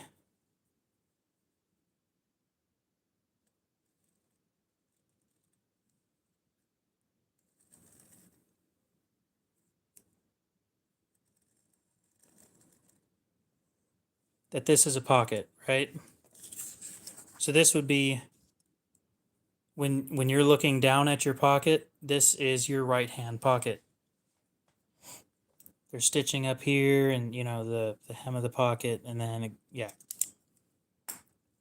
So I have in my right pocket my phone, which takes up about this space right here, and then my knife, which takes up this space right here, which this isn't a life size, this fits on the side here, and then my phone fits next to it. As for my left hand pocket, though, my left hand pocket has a shit ton of stuff in it.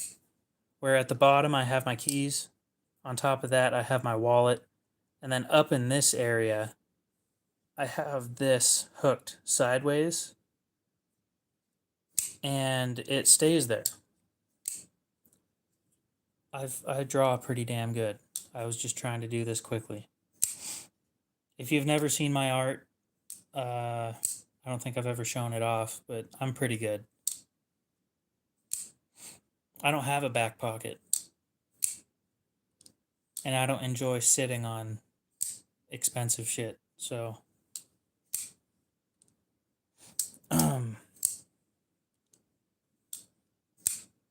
oh, I agree. It is a beautiful pocket. So I go keys, and on my keys is an i3, an Olight i3 flashlight, and a Flytanium flybar. And then wallet, and then I've got this knife sitting up here sideways. And then sometimes in this side I'll stick this. It depends. But yeah, usually I'll carry 2 knives, and this one would be the backup, and this one would be my primary, and the second, or when I carry 3, this one's typically my third.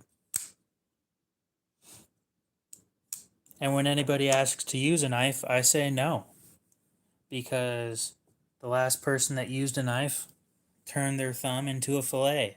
So I'm not doing that again.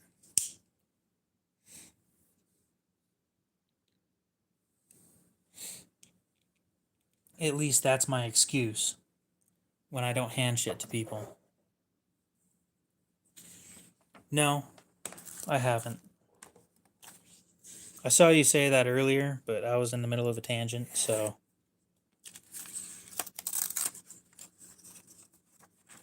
Pardon me while I cut out my pocket real quick. I forgot that I used that tip on plates.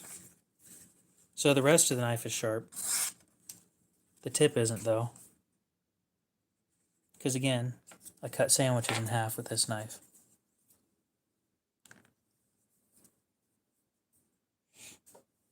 I should probably say, what am I cutting? That's probably a better way of putting it.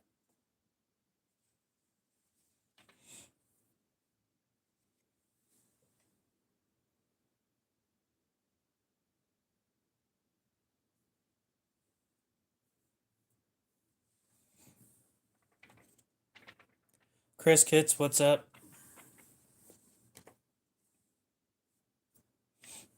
I'm currently trying to sell knives to afford another knife. I know.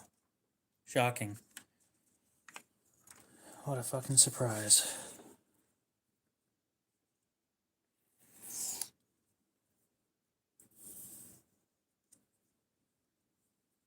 Doke, what's up?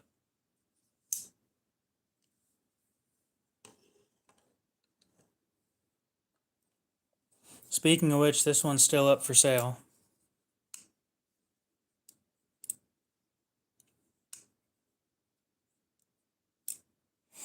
Oh, I was going to ask a question. I need an honest response from you guys. I have two options over the next few months. In February, I'm paying for the work that was done on my Sabenza, which is finished, by the way.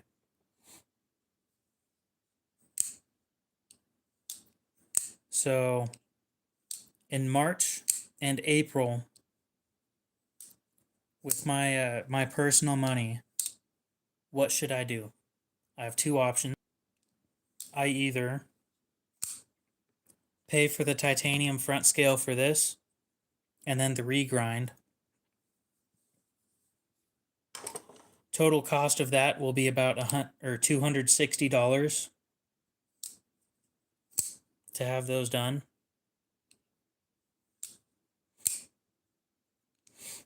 And then my second option is I buy a millet overland, since they are coming out in Magna Cut. Oh no, please don't what?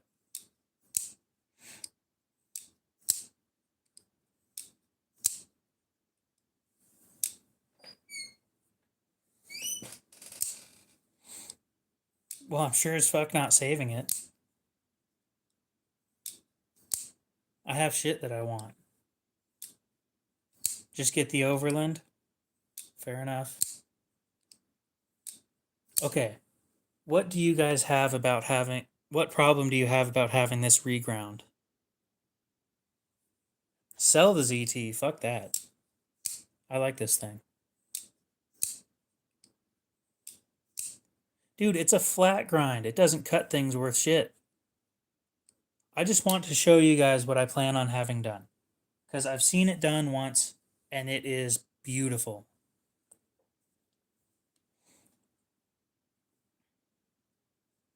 You might change your mind when you see it. Oh, I won't do it. I'm paying somebody else to do it.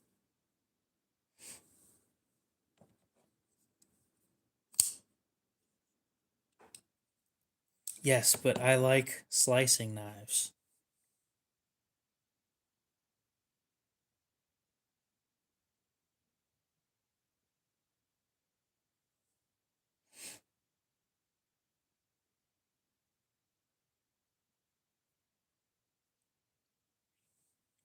I don't want a PM2. I want a hinderer that cuts things worth a damn.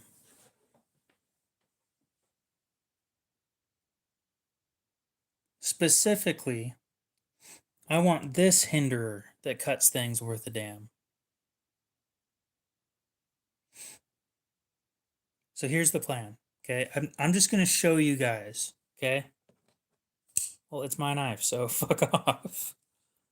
So look at this now. This is my plan. It'll be a full hollow grind.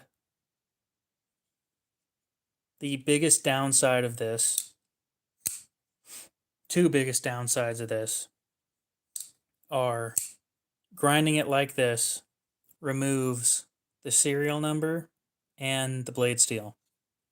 However, I will likely have that put somewhere else. I'll have it laser done like under here or something,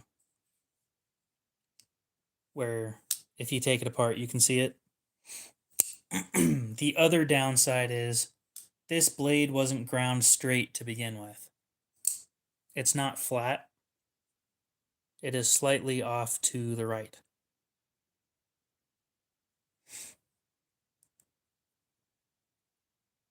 I don't give a shit about the resale value. This is a me knife. It's not for other people.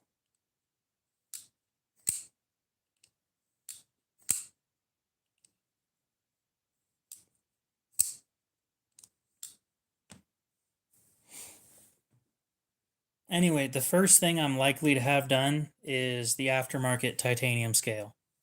And that's going to be 150.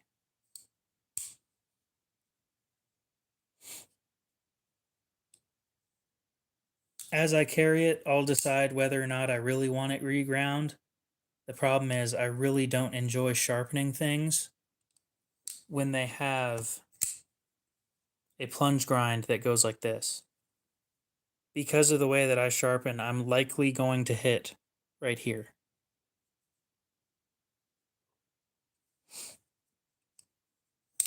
Not to mention they gave it a smile from factory.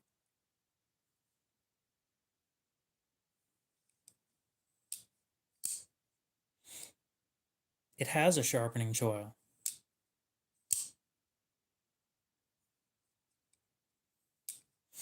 Anyway, it's a factory edge. Yeah, sure. Why did I even put it away to begin with? Can somebody explain that to me?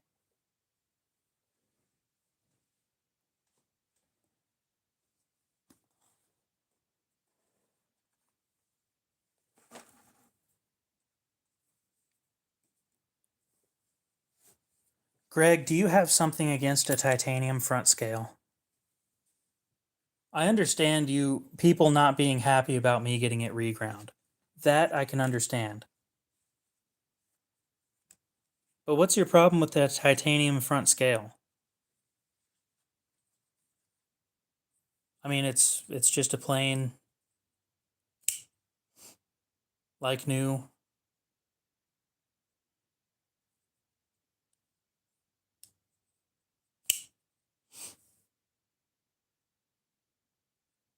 Charlie, what's up? Okay, so the only thing that you have an issue with is the regrind.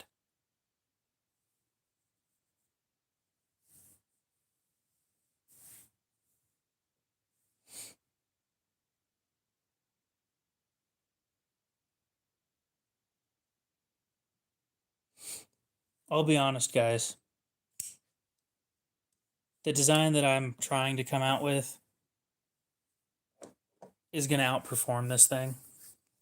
And I likely won't carry this thing after that prototype is made.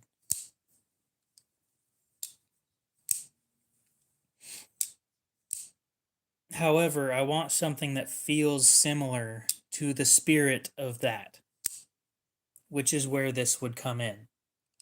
Although this is a drop point and the other one is a sheep's foot, this still has just about everything I want about it, except the blade thickness. This thing's thick as fuck. And I might just leave the blade the way it is.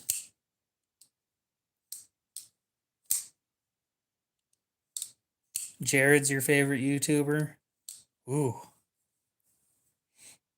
I was going to say we got some beef going, but we kind of don't. I mean, dude probably doesn't even know I exist. I think I've talked to him once, but I've never talked to him outside of a live stream.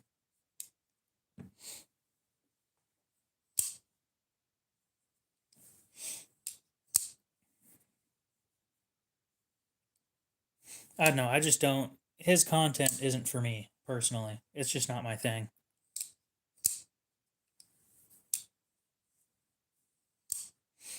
No, I'm sure he's a good guy. It's his cadence when he talks. The way that he talks bothers me for some reason. I don't know what you're sorry for. There's nothing to be sorry about. There's how do I explain that? It's that YouTube way of talking that I don't like. I'm sure he's not like that in person when you're just talking to him, but it's not even a speech problem. It's just the way that he talks like it's for YouTube. And yeah, kind of like he's trying to sell something all the time. I just like talking to people. I'm not trying to talk to a salesman. Um, oh yeah, that titanium front scale, it's having a thumb cut out right here. It's going to go at an angle like that.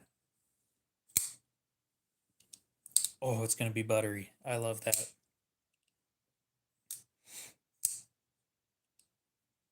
That's fair.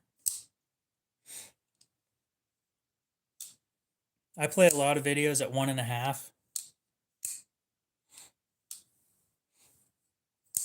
No, see, I understand that he has a completely different life than me. And he's gone through, I'd probably say, significantly more shit than I have, considering he's older than I am. But, I'm not saying he's a bad guy. I just don't like the way that he speaks on videos. That's it. That's all that there is. Well, sure, most people are older than me. Especially in, yeah, it is a me problem. And I'm not saying it's not. I just don't like the way that he says stuff. It's kind of like Josiah, the guy that, I think that's his name, the guy that owns Millet Knives. Uh, I watched one of his videos and I told his machinist, he looked so nervous in that video. It was almost off-putting. And nobody's going to give him that feedback. Nobody. Because like the people that work for him don't want to get fired, but they also don't want him holding anything against them. And the people watching the video, nobody notices it except for me, because I just notice tiny things that I don't know. I read people. I hate watching Metal Complex. I don't hate him as a person. Let's make that very clear. I don't hate him as a person. I just don't enjoy his content.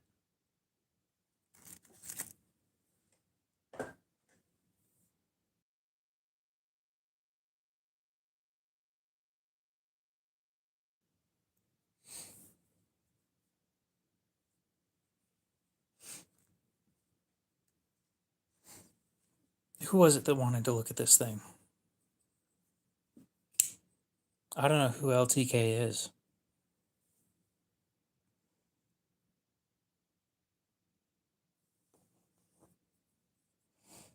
I don't know who the kazoo guy is.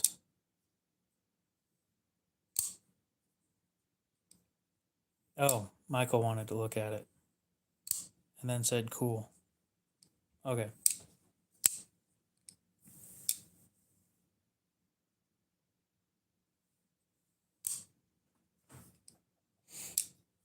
Oh, love them knives. Never watched him. Yeah, Chris, if you want it, it's up for sale.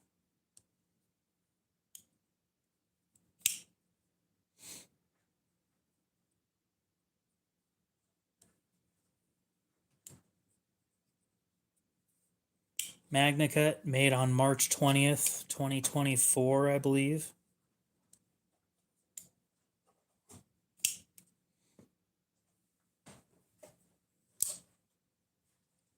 Well, that doesn't change anything. You could buy this too.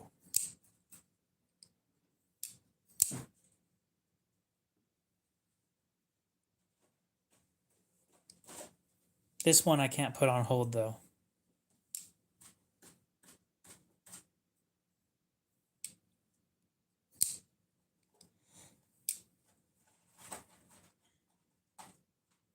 Or not on hold. I can't do payments on this one. I'd say the most versatile blade shape is Wharncliffe. Or not Wharncliffe, Sheep's Foot.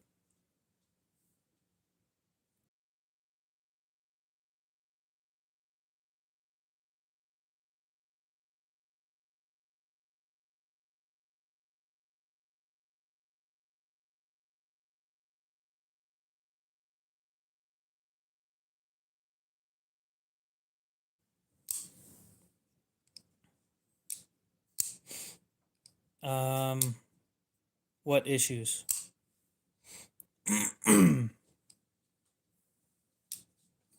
Well, the person I planned on having regrind this thing was Brian from Transparent Knives. And then the person I planned on having make the titanium front scale. Damn, I forgot who that was.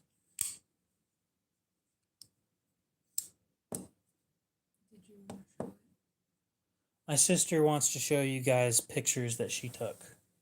So just do the right button. You can do, like, there's like 3 more pictures. With her expensive ass camera. Yes. Wow, that looks like shit. It does look bad on the. Let's see if I can. It's a super clear picture though. So I think that's probably the best picture that's ever been taken of that knife. Speaking of which, your knife is over there. Yeah, I saw it. And then that knife that's below the camera, if you move, yeah, it's right there. And then that's. Well, you got rid of the zoomed in version of that? Oh, the portrait one? Yeah. Yeah, it looked like crap. I liked that one. I didn't. So I deleted it. It's my knife. Why'd you delete a picture of my knife? Because I did. Well, the other one's my knife too, but yeah, she took those. I'm just that cool. Which one is the... We have the same voice? Ew. That's what I sound like? You and me, we do not have the same voice. She's Also, got some talent. I feel like that's more offensive to you than it is to me, because that means you sound like a 16-year-old girl. Or maybe Damn, maybe I sound like a male-female version. No way. Bro. We sound similar? I wonder why. I'm very happy I don't have a super high pitched voice though. That'd be. Yeah, I got it. You can tell that we're siblings. I get it. She sounds more male than me. Ooh. Damn. Stick that in your pipe and smoke it. I didn't like... Yes, we're related. I didn't like much of the new stuff from Spyderco this year. Now, I did like how they came out with some 15V products, but other than that...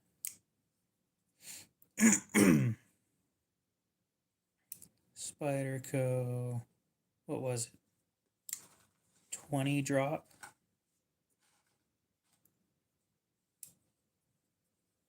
Reveal 20. Okay.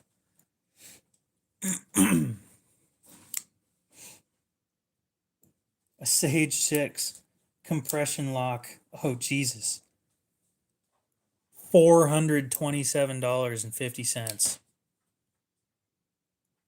Damn. The Chaparral 360. Oh, god damn. What is up with this? That one I find interesting. Apparently it's under an ounce. Under an ounce. And it's got a 3-inch blade. Or just under 3-inch blade. Do one break. It's gonna fall. No, it's not. Chocolate chips. Oh, thanks. I definitely didn't want to know what that looked like. Or that one. Or that one. I don't like that.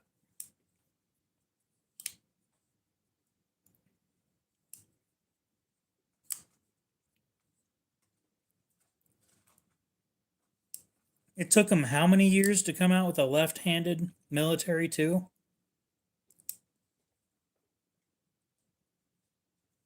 Damn.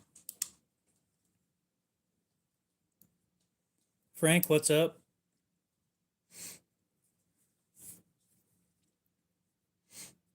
$166 isn't a terrible price.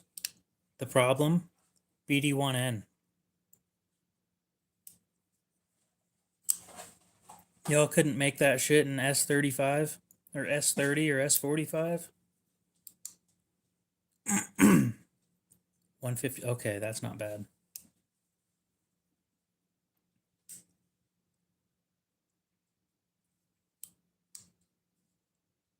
Nobody gives a shit about t-shirts. Don't tell me that's it. Yeah, didn't fucking think so. I think this is my favorite photo I took. I think for the price they could have done better. I know it's still blurry in the background. I think for $150 or $165 they could have done S30V. It's like I want you guys to understand something because I've started getting into the production side of things and understanding pricing. S30V compared to BD1N is probably like $2 more to make it. And then S45 on top of that is probably like 50 to 75 cents. And heat treat costs the same. There's nothing special about it. It's just that they chose not to do it.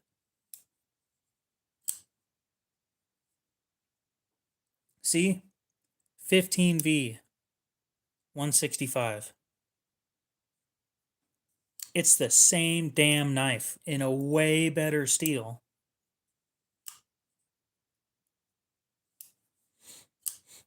Why would I hate you?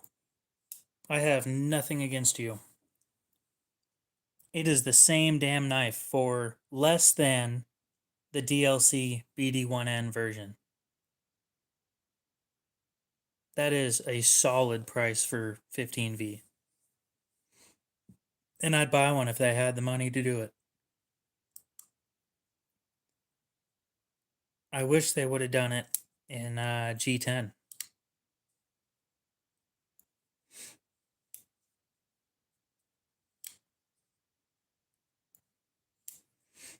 It is the same fucking knife.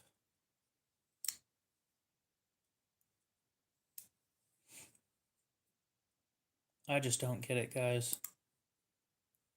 Currently unavailable. Probably sold out. I'll bet you that thing sold out almost immediately.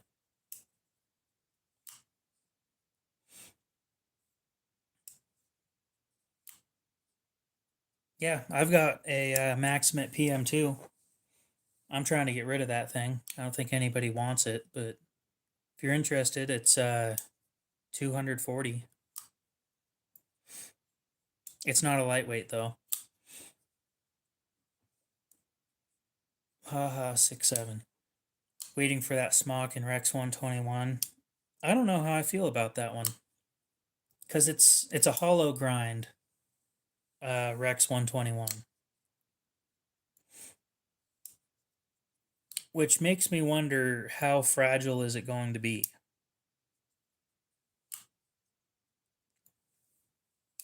I understand that we don't give enough credit to these knives for being tough, because these blade steels are a lot tougher than we give them credit for.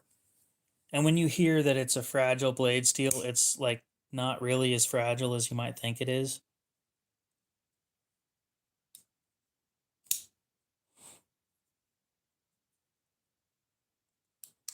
I don't understand any of the modern shit.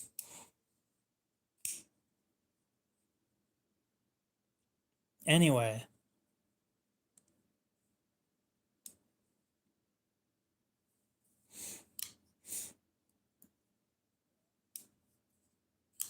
yeah, I've been trying to sell this one. Don't get me wrong, I've only had it for like a week, so, or less than a week. But you know, being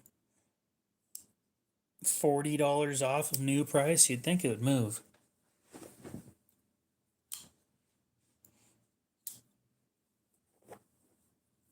Where have you put it up for sale?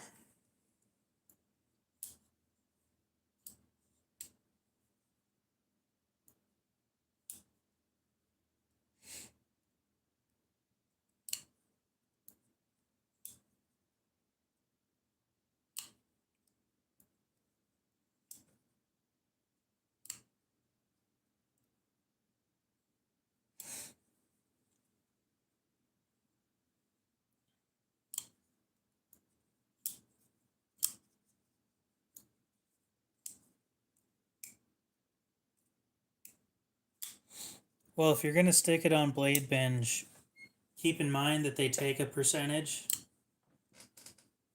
Maybe price it a little bit higher so that you get your 90. That's what I do. I don't know if that Emerson is sold yet or not. I'm going to go check that real quick.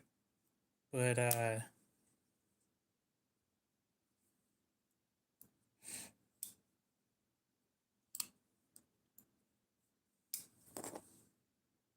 you son of a bitch.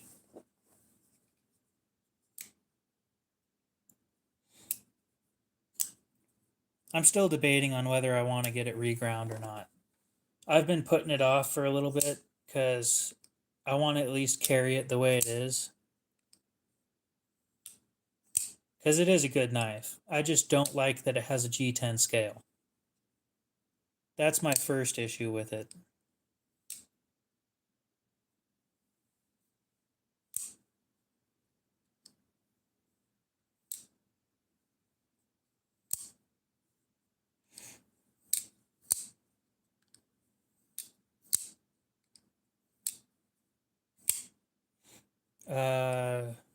No.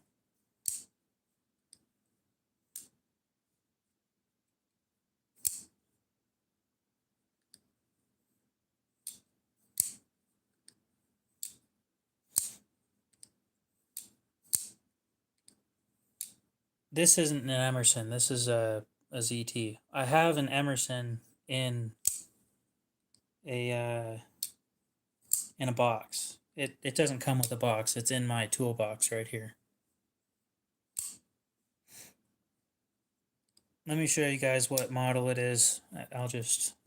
I know it didn't sell, so not surprised. No, it's a ZT clip. It's just old. It's not up for sale. It cost me $155 plus tax. You'll find them on eBay for like 300 something. I just got it from a pawn shop who'd been holding on to it for 7 months.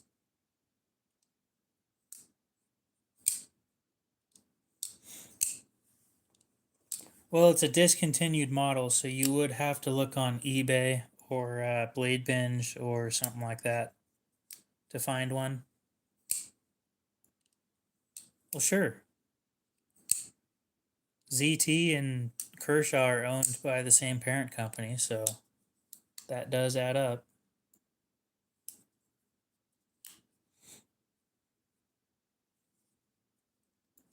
Unpopular opinion. I prefer the Para 3 without the pocket clip. That factory pocket clip sucks. Anyway, the Emerson that I've been trying to get rid of, I'd like to get that thing a little bit more time on the channel so people see it. I just dropped the price on it too, so where'd it go? Man.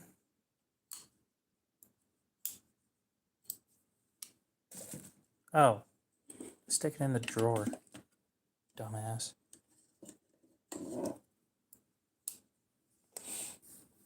Yeah, I wouldn't be surprised. It's also from 2014, so this is the Emerson that I have for sale at the moment. It's got a blunt tip. That's why most people won't buy it. But it's a search and rescue knife. It's designed to cut clothing off without stabbing the person whose clothing you're cutting off. It has titanium liners, a little bit of lock stick that should go away over time. Blunt is a tough selling point. It's going to have to be for somebody who's like EMS or something like that.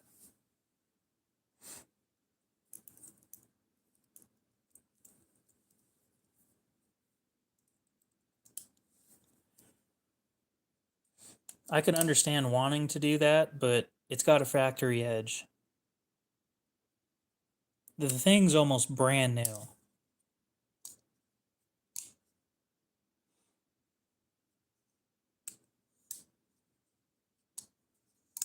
Short of not having a box, I'd call the thing new. Yeah, that's the worst part. This thing's sitting there on Blade Binge right now for like 160 something, 170 something.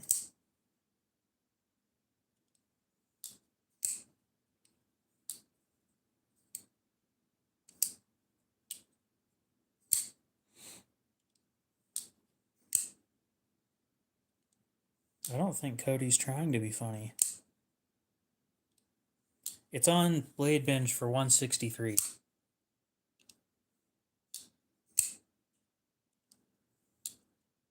And it has 10 people that want it. And I doubt anybody's going to buy it, unfortunately.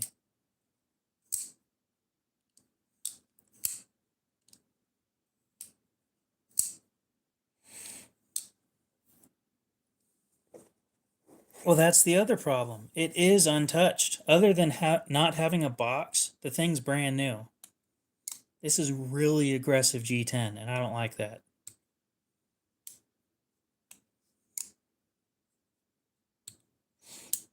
Charlie, do you need to be put in timeout?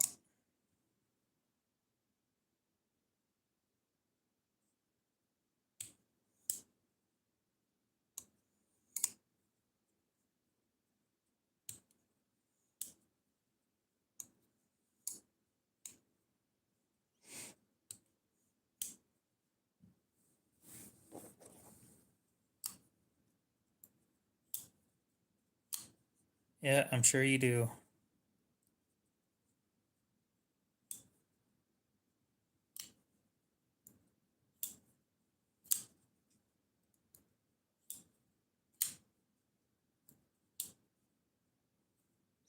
You dumb. Okay, what? This model is a ZT 0550. That's what you want to look for on eBay. There's a few of them. One's sitting up there for 650.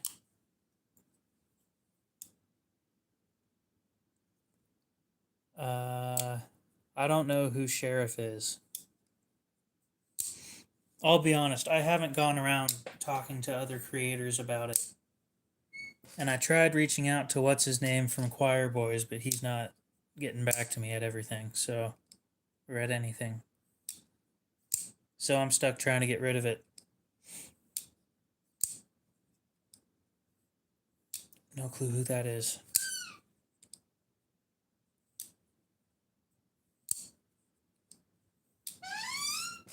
Squeak.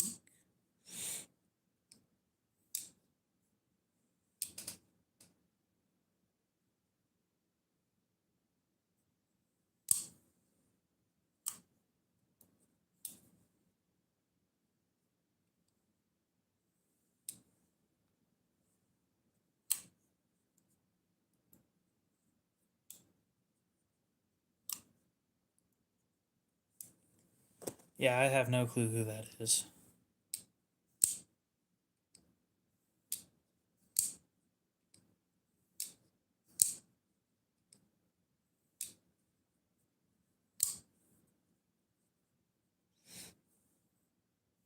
I try sometimes. Not all the time. Kind of depends.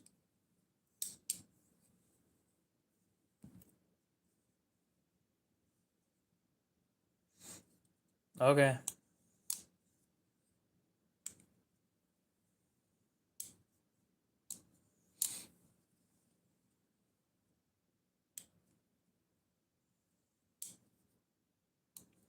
I don't like the amphibian.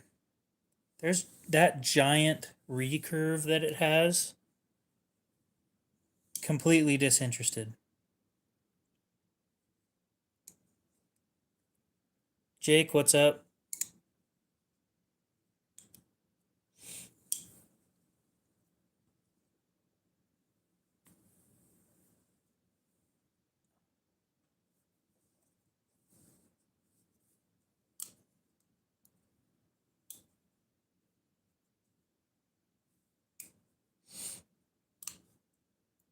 David, what are you searching for? What is the thing you're looking up? You have a good one, Josh. We'll see you later. This one's actually another personal knife that I'm trying to get rid of. Okay, so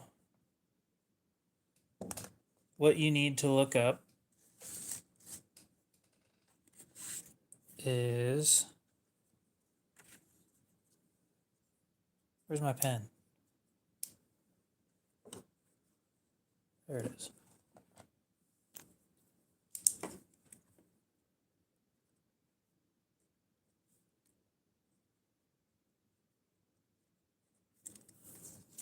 That's what you got to look up. Yeah, mine is a Gen 2. You can get either a Gen 1, Gen 2, or Gen 3. I would probably recommend trying to get the Gen 3. The Gen 1 and Gen 2 have a titanium lock bar with no steel insert, and the Gen 3 has a steel lock bar insert. Overall, it'll be better for the knife later on in life, but I didn't really care. Yeah, Gen 1 has the really shitty pocket clip too. I think that's the biggest difference between this and the Gen 1. Another thing to look into that you guys might find interesting. I'm not taking it apart to show you or anything, but... Oh, I can show you from the side. Cool.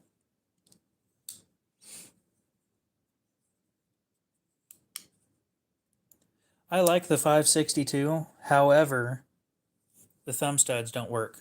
They're not thumb studs. They're lock... Or they are... stop pins. So if you look right here, how it's got that, those two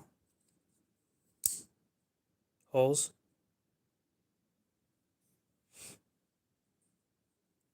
And then if you look on the inside, it's got 4 holes because that liner right there fit both the Gen 1 and the Gen 2. So those two side to side are for the old pocket clip, and then the 2 up and down are for this pocket clip. Yeah, if it had thumb studs that actually worked as thumb studs, then I'd buy one. That's the only thing stopping me from buying that knife, because I love everything else about it. But I want ZT. If you want to look up the full name, it's Zero Tolerance.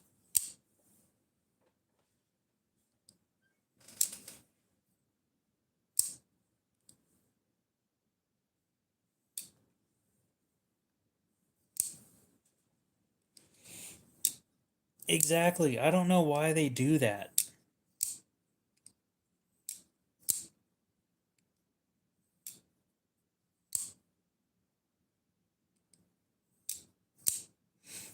That's my only gripe about the 393 that I had, is the fact that it was a flipper only.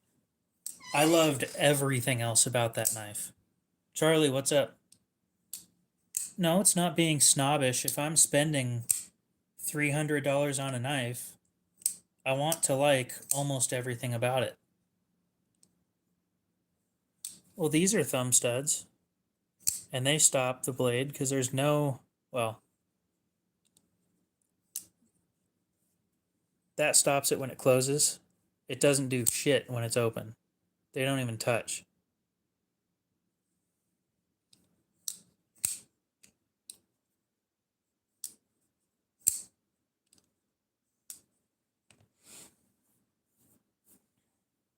Yeah, fuck Apple.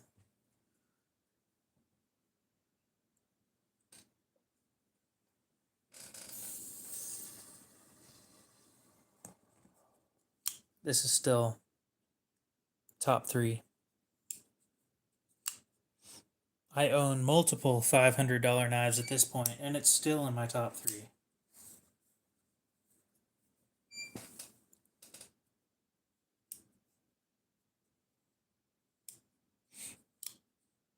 I don't like assisted stuff either. I like the fact that this thing is super smooth because I tuned it like that. You're finding parts for it. What country are you in, David? That might answer the question right there.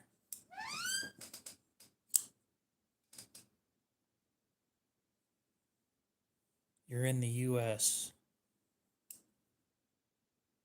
And you're not finding that knife. You're finding... Huh.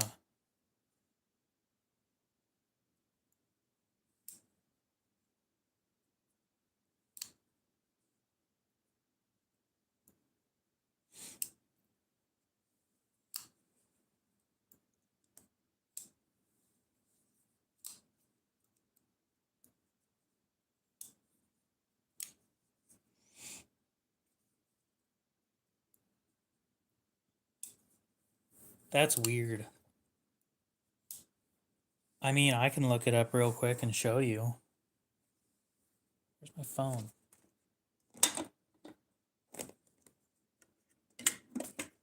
Put that thing back away.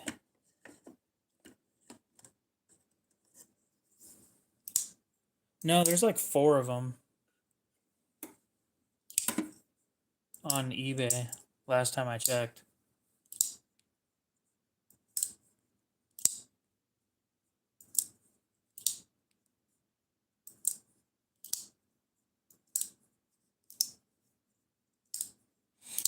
I have 0 safe queens. That's not true. I have a large Sebenza. My first large Sebenza. My second one is a user, though. Unfortunately, it's in the shop still, because I can't afford to get it out right now. eBay.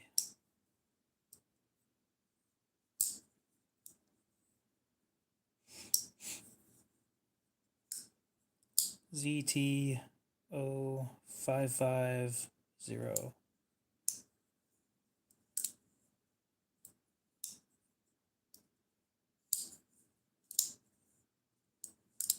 Well, there's another one right there.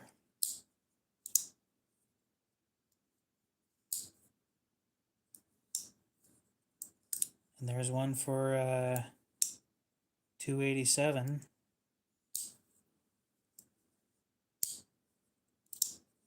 Yeah, that's what I was saying. There's a shit ton of them. There's one for 287 right there.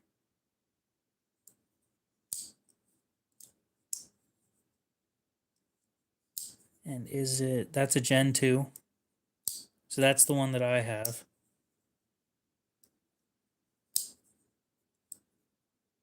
This one's a Gen 2.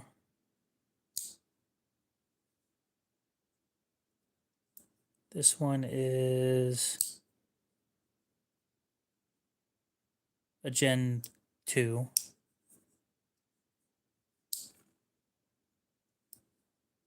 This one's probably a Gen 2 as well. It seems like the Gen 2 is the most common one. Yep, Gen 2.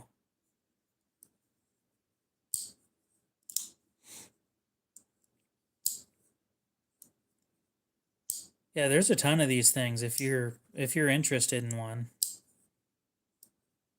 If there's nothing wrong with this one that's at 287, that's probably the best deal. I'd probably go and offer the guy like 250.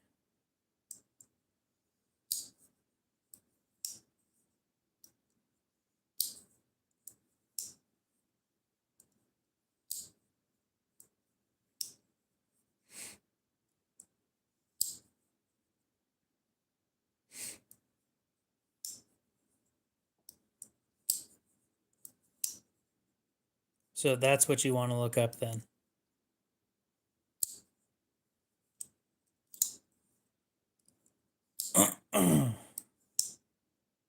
I thought Jared was your favorite YouTuber.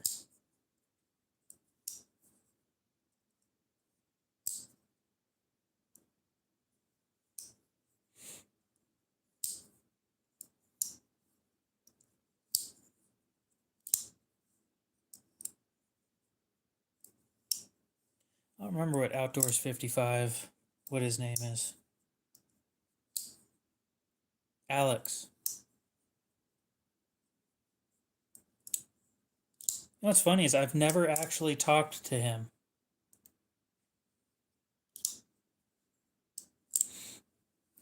The only reason I bought mine was I did a bunch of digging. Nothing looked wrong about it. You know? And pretty damn sure it's real. It's just the blade was ground wrong. Which sucks. Shit happens.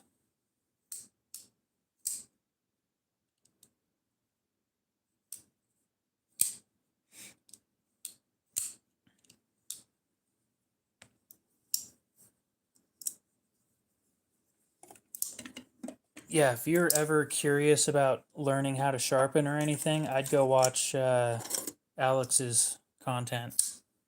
Not mine because I kind of suck at teaching people things, but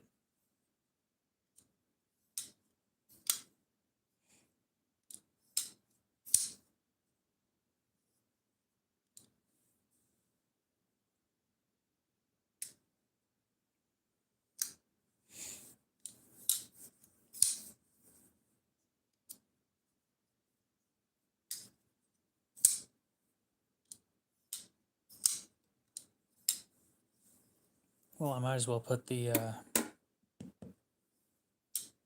cloth for the Chris Reeve away.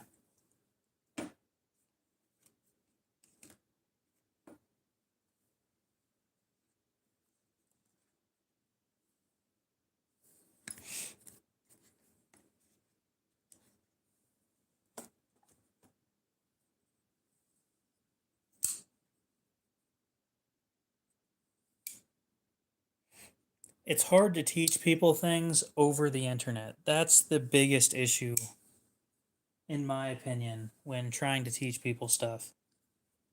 Like, I can teach you in person, Don't get me wrong, it's going to take forever to get anywhere near as good as I am, but like over the internet, that is not easy to do. And he's good at that. So,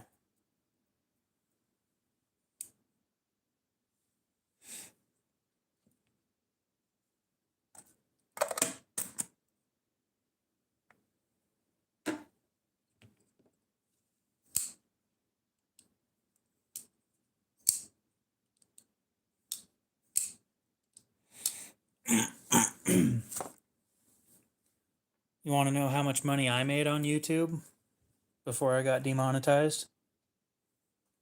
I was monetized for 2 months. We'll start with that. Throw a guess out there on how much you think I made in 2 months.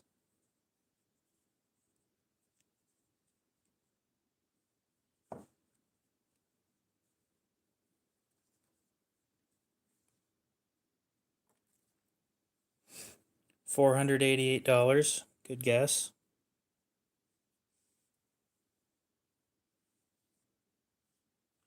2,000. Okay. 40. 100. 500.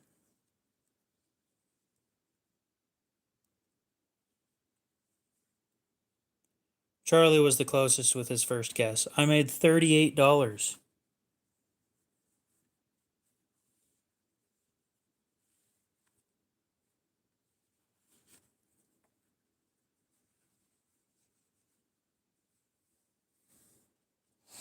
In 2 months on YouTube, I made $38.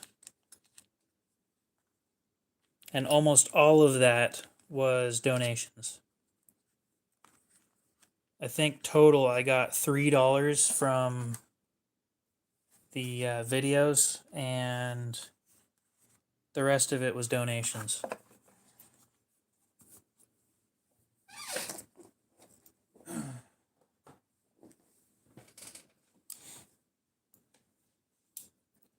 Oh no, the problem lies in if I actually made $20 a month,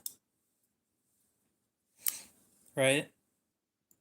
Then it would take me 5 months until they'd send me a payment. Because the minimum payout number is $100.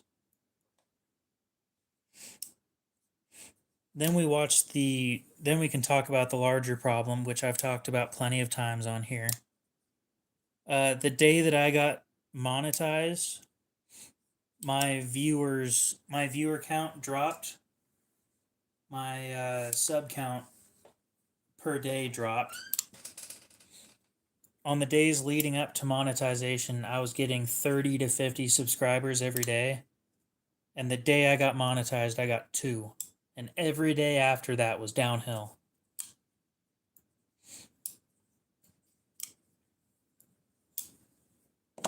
That completely destroyed the channel, getting monetized. And there's nothing I could do about it.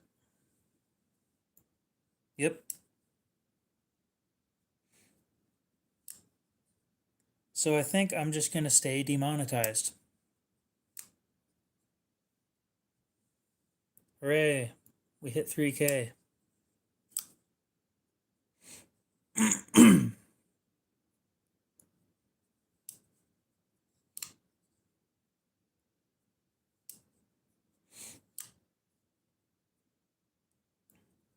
One of you guys can do me a huge favor. Just one of you. Unsubscribe so I can get a screenshot of 3K. And then resubscribe. I would appreciate that. I'm going to have like 4 of you unsubscribe or some shit.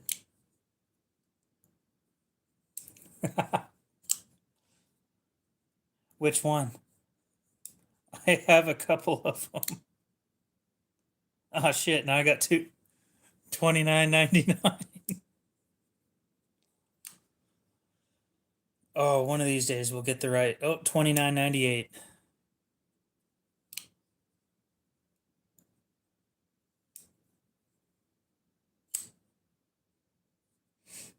Damn.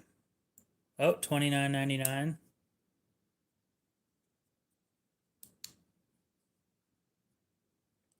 Any minute now. Oh, 3001. Damn. I don't know what SEO stands for. 3002.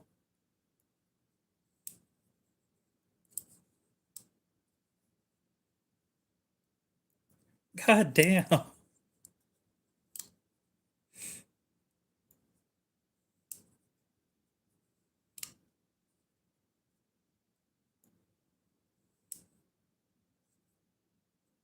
Why do I want 3003? I don't want that. I wanted 3000 flat. Shit, now everybody left. This shit's hilarious. I kind of wish I had a live count, but no, I want 3000 flat. Oh, but KO, why do you want? Well, I think I have one for every number, every 000 so far. Oh, 3000. There we go. Got the screenshot. Beautiful. That worked out, kind of. Just took forever. Oh, and then I lost one. Oh well. Oh, means I got 3 subscribers today. Oh, 3001 again.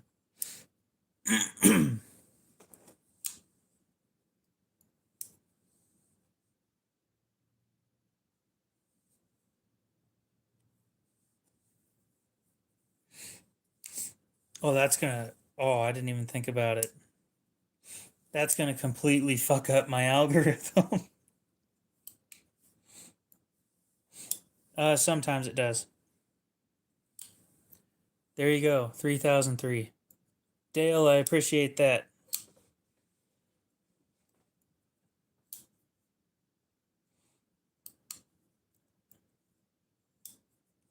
It depends on if you have public subscriptions. I have my subscriptions turned to public. What do you mean? It's still there. I don't know why you wanted 3003, but what, when people unsubscribe and then resubscribe? I don't see how that would help. That'd probably be worse.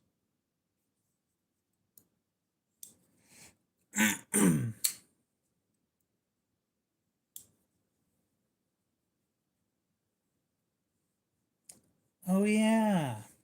That was a while ago.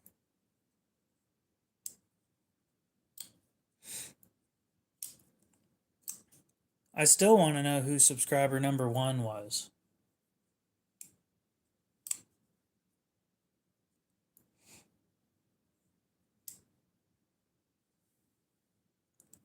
They didn't have their subscriptions turned public, so I don't know who it was. Nope. Didn't tell any of my family that I made a YouTube channel. I mean, they know now, but they didn't when I made it. So it was a natural first subscriber, but I don't know who it was. I know who like my 50th was, or somewhere in that area.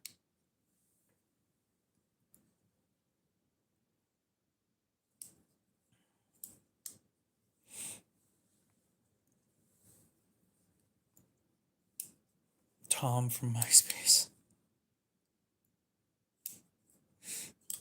Jared from Subway.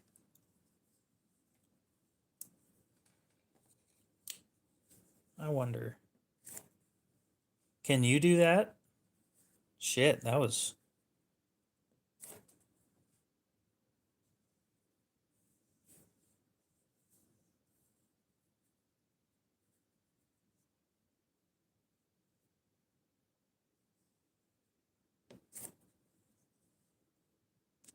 Just a sec.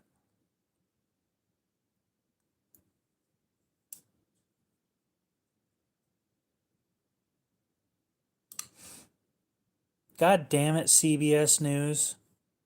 Why do you have to give me So here's the thing on Twitter. It says around 6:25 p.m., the city's on-call operator received a report from a homeowner. ... Just fucking say what happened. God damn. No, I don't. I don't do the. I should probably do that. I don't do any hashtags or anything.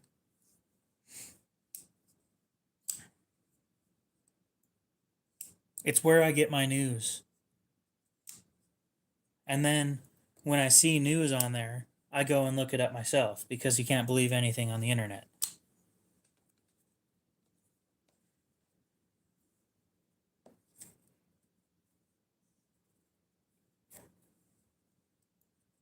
Damn, that shit's sharp.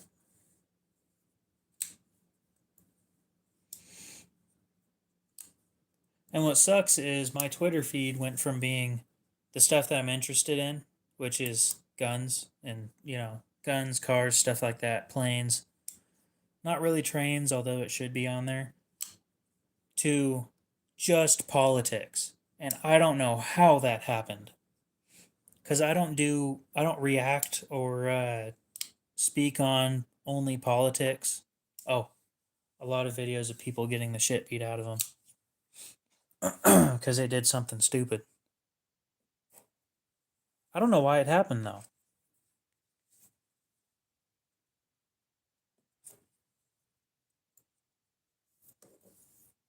I know for a fact that you know how that happened. My Instagram feed is mostly cars, um, fart jokes, and children falling off of things.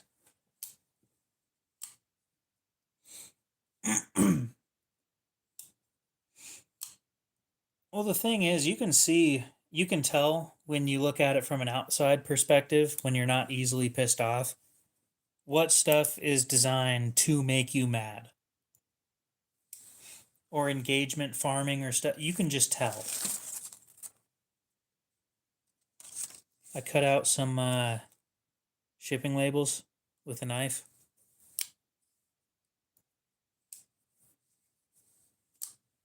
I just went. Stuff like that. Cut out shipping labels. I don't get how they or why they do that. I mean, I get it, but it's annoying. I think they should stop.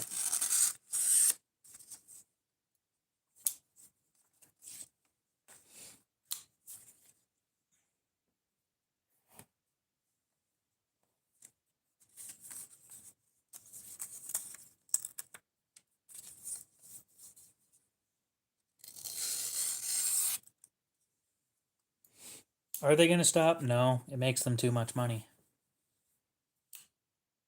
I just find it amazing how you can make money from pissing people off.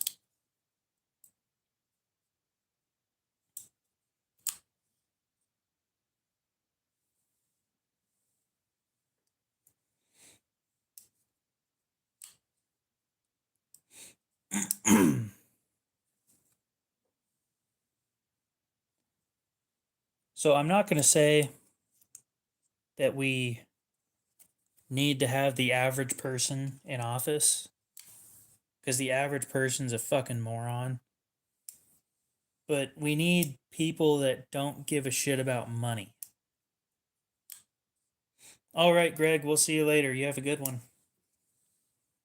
That's my thing is they want, they all end up wanting money. And then somehow they end up as millionaires.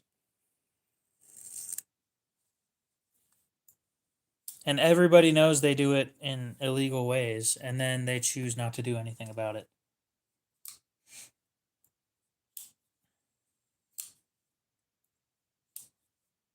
See, here's another thing that I'll bet you guys don't know about. Cody and I have differing opinions on politics. I know that for a fact. But we're not douchebags to each other because there's no point in doing it.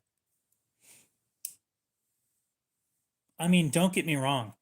If I was president, I'd definitely take the salary because I want to start my own business. And that's like way easier of a way to do it. But I'm not going to sit there and do anything illegal about it. There's no point in to me, there's no point in doing things illegal to get money. I find that annoying.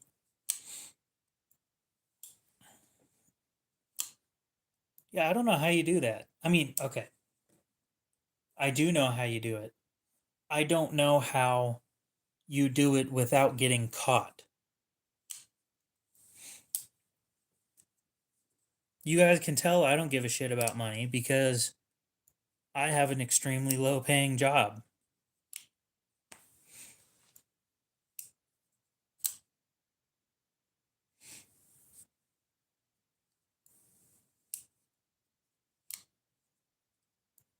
I just don't give a damn. And I'll be honest, I wouldn't mind being president. The thing is, I need to know some shit first. Charlie, what's up? Welcome back. Sure, there's always a trail. I don't hate money. I just hate the fact that everything that I like is expensive. We'll put it that way.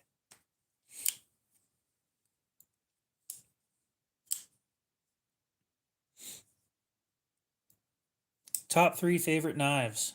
Well, this one's number 1, pair of 3. I have 2 of them. Oh.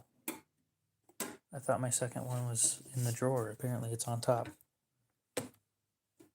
Ugh.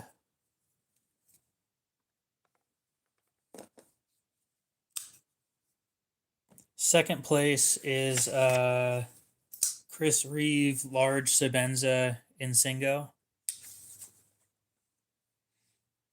And I haven't picked out a third yet. My problem is I like these two so much that I can't pick a third because I don't carry anything else for the most part.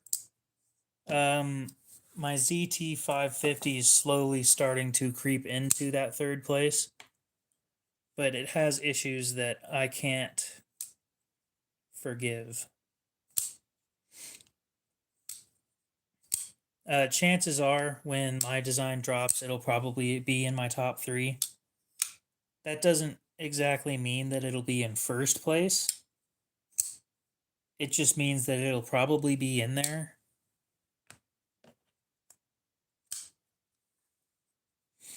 Top 3 favorite knife steels? See, I like that question. 154 cm is number 1. And it's slowly moving out of first place, by the way. Magna Cut is number 2. Not because of the whole bandwagon thing. It's just because I like the edge retention. And it does everything else that 154 cm does. Just better. And then Maximit's number 3. It is chippy, depending on what you do with it. If you're just cutting cardboard, it's going to be fine. If you're cutting, let's say, food, meat, specifically, it'll do exceedingly well until you either hit a plate or hit a bone. So if all you're doing with this thing is cutting steak, it's going to be a great knife. If all you're doing is like opening mail, going to be a great knife. No prying at all. This stuff isn't designed to pry. There's no lateral motion. Once it's stuck in a position, don't twist. It's not made for that.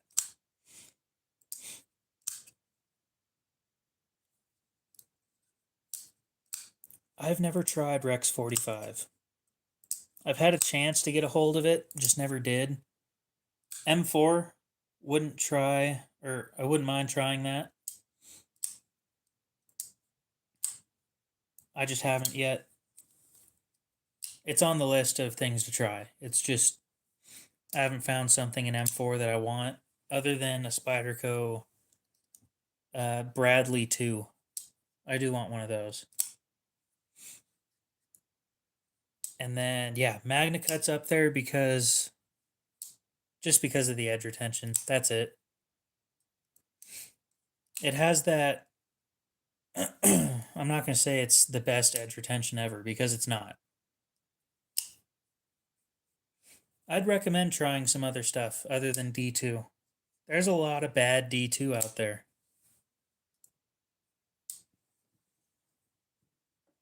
Oh, yeah, those are my favorites. I love them. I still need to sharpen this one. One of my subscribers sent it in a while back to have it put together because he took it apart and couldn't put it back together for various reasons. I forgot why. And there's a chip in the blade because when it was sent in, he didn't separate the blade from all the parts.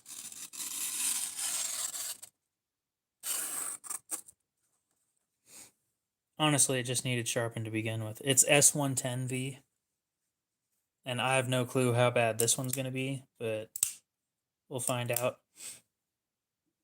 I need to get a hold of him, see if he's going to send the Microtech tool so I can put his Ultratech back together as well.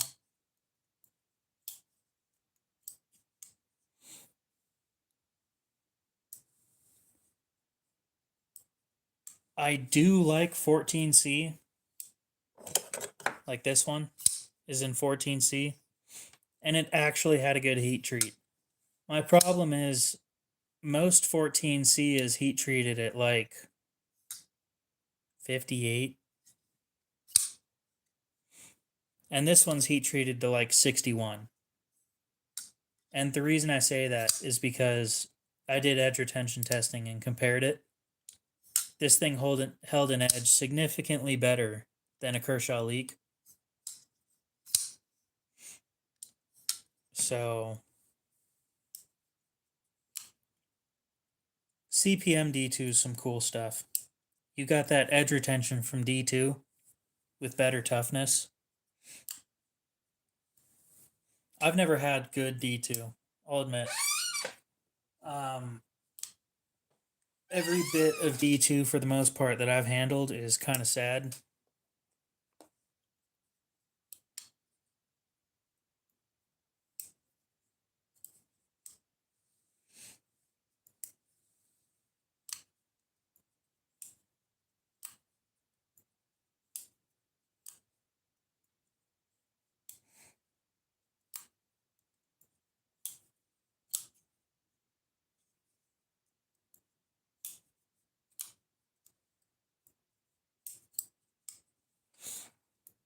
I wouldn't mind having a Claymore auto, but I think I just pick a regular Claymore.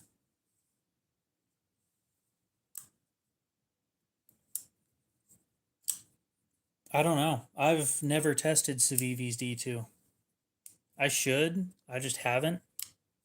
Actually, my dad has. He has had a Civivi Mini Praxis since Father's Day of 2024. And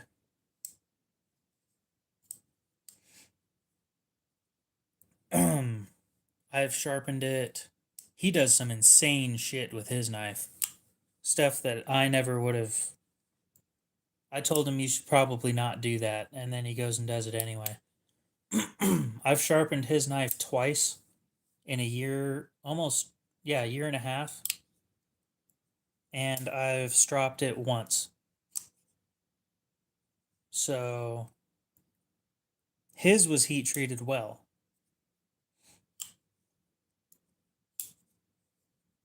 He does carving and stuff with it too. So throw that in there with regular everyday use. I'm going to say it's good. The problem is that's his batch was good. And Civivi has some issues with consistency. I have a Civivi Baby Banter, and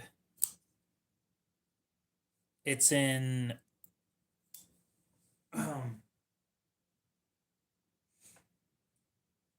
it's in Nitro V, and that stuff was garbage.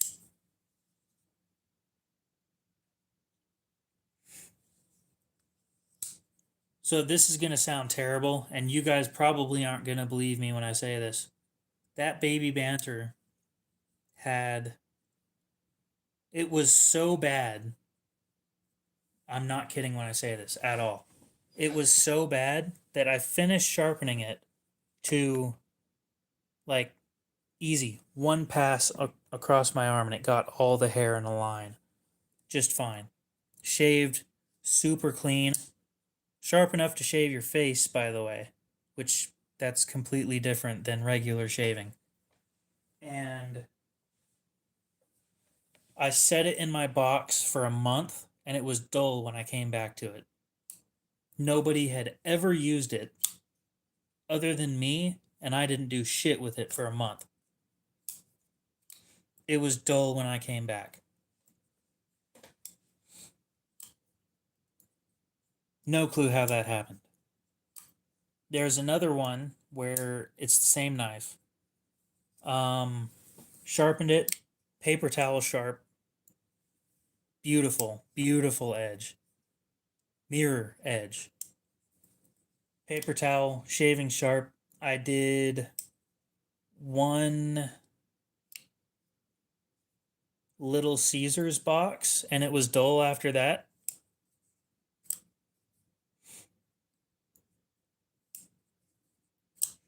So if you guys ask me what I think about Nitro V, it is in my top 3 least favorite knife steels ever. Because the heat treat inconsistency, it's everywhere. I'm assuming that that thing's probably in the low 50s HRC wise, if even that. Garbage edge retention. Just the worst. I paid $50 for that thing. I was pissed, but I got it used, so there's nothing I can do about it. So if I were you guys, I would stay away from production knives in Nitro V, because nobody can get that heat treat right. It's either really good or it's garbage, and you don't know which one. Somebody on the NAF's Facebook group was complaining about that a while ago. They said, what were they doing? I don't remember what they were doing. Complete brain fart. I don't remember shit. I never remember shit anyway, so.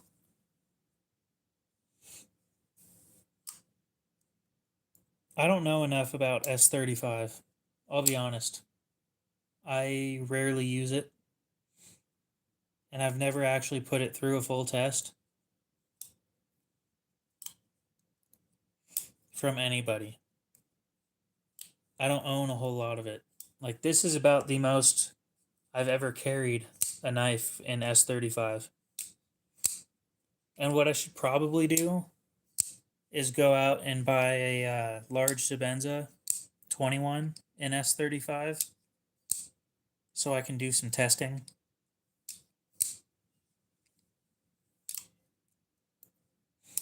S35 would probably be better than Nitro V, but Nitro V in general,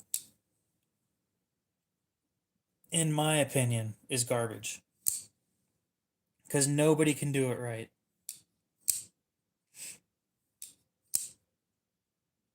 No production company can do Nitro V properly, so I will never buy another knife in Nitro V again. It's the most I've ever heard complaints about a single knife steel. And you'd think that you'd get, I'm talking specifically from Civivi, It is the most I've ever heard anybody complain about one knife steel from a single company. I won't do it. I understand that some of it's good, but what if it isn't? You know?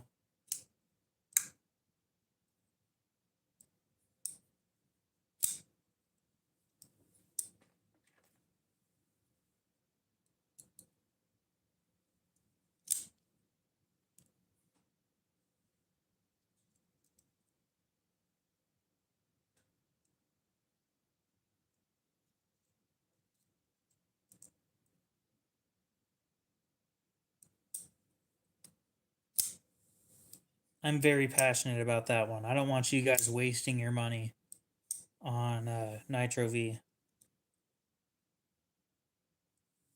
If you've already spent money on Nitro V, I'm not going to say it's a bad steel if it treated you well. But if it doesn't hold an edge worth a damn, then you got a bad heat treat.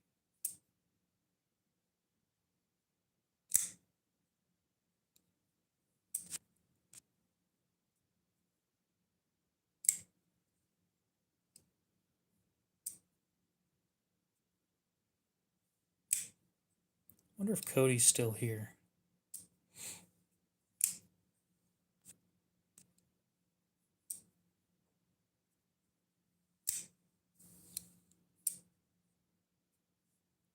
Well, the fixed blades are better than the folders because typically the fixed blades are made by custom makers. If you get a custom maker that does it, then probably going to be pretty good. Well, how much are you willing to drop on a knife that's going to outlast you? I've got a couple guarantees. Cody, I saw your comment. Yes, I did my best to flick the knives open on beat with the songs while I was doing those videos. And one of them took me 30 minutes of redoing over and over and over again. Dude, gold and purple just work. And that's the way it is. Whether you think you don't like it or whether you know you like it, yes, pink and purple, they just work. Or pink and purple. Purple and gold is perfect. Then there's black and gold go well together as well. But there's just something about purple that... Ooh. I was thinking about getting purple titanium screws for this one. But then I realized the screws were $37 and the shipping was $40. I wasn't planning on doing colors on any of my designs, but you know, I thought about it and there's a couple, you know, maybe 2 out of every 100 knives I might do a special thing for charity or something where I take the hit on it and then it goes out to auction, and then however much is paid for it, all that money goes to charity. I don't know. I got to get shit started before I start doing stuff like that.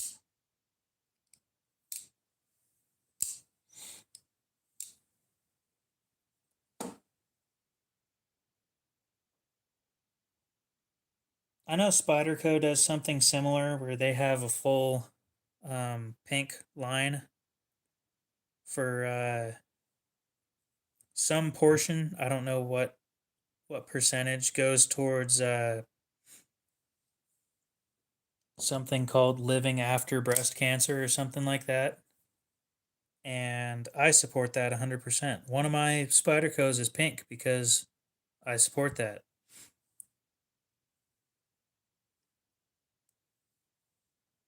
I don't like green. I just don't. Appreciate the sub.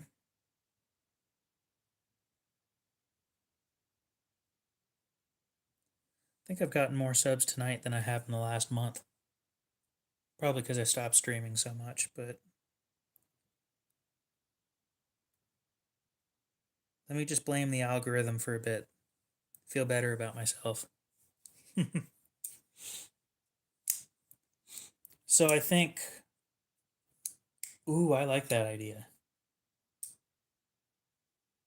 Maybe do it once a month. Have an auction go once a month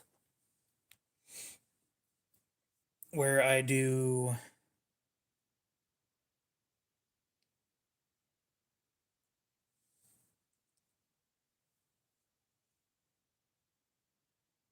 you don't live stream because you're not allowed to yet. How often do you post videos?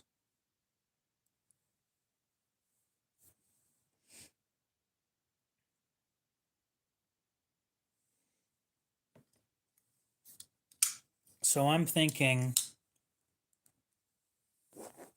maybe not once a month. I got to think of, it depends on how well the knives sell. If they sell well, like very well, I'd be happy to do an auction once a month.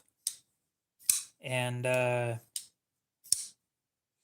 trying to think of which ones, what charities would work for what month.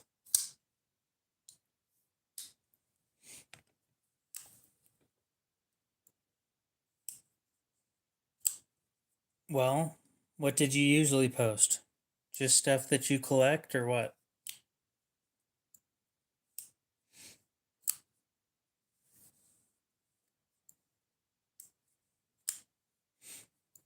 I'll be honest, I haven't watched any of your content, so.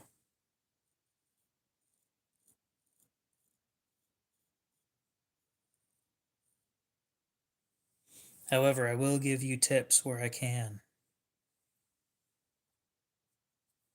I think I hit 50 pretty quick. How many knives do you have? And how, well, better question. How many videos have you posted? And what's your usual content? Just showing it off? Oh, Cody, I didn't bring this up earlier when I told you about me flicking knives along with the beat of the song. A lot of the knives have something to do with the song name or the song lyrics as well. So if you go back and start looking into them, there's a lot more shit that goes on behind just the knife. You have 8 shorts. Yeah, look into it a little bit. There, some of those knives have something to do with the song. Um, the one that I did, Broken Parts, with by Smash Into Pieces. When I got that thing, it was broken, and I took it apart and replaced all the broken parts in it. There's a couple others that have a similar story. You have 8 shorts. Okay, 8 shorts and 50. Not bad. Not bad. So you have 8 knives then. First of all, you need more knives. But second of all, maybe do like a daily thing at the end of the day saying what you did with your knife and how it performed. I should probably do a video like that now that I'm telling you to do that. The problem is I don't do a whole lot of interesting shit.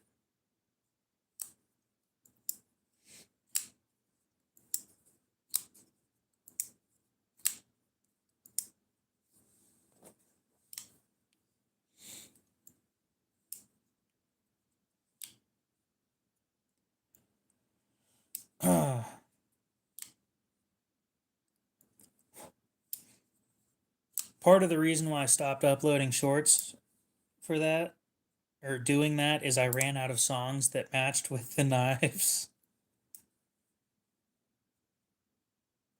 Alright, I gotta shut that off. Sorry, guys. I'm getting a nighttime reminder saying, hey, it's your bedtime from from YouTube. Fucking bullshit. You think I give a shit about what time it is? Fuck you.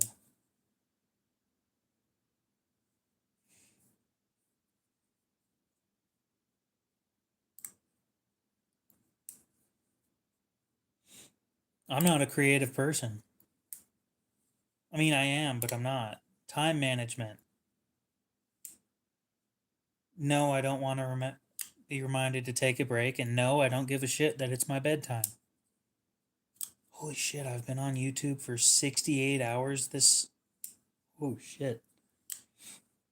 I've been on YouTube for 67 hours... No, almost 69 hours over the last 7 days.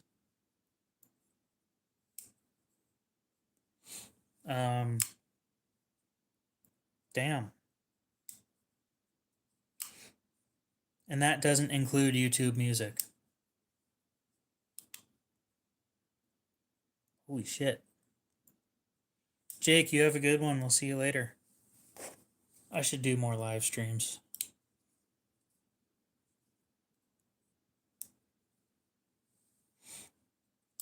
Okay. So, first question for you, Thomas. And I'm not getting paid for it. Yeah, that too. All of that is just me watching YouTube, though. Is Blessed EDC a company yet? Have you set up an LLC or anything like that?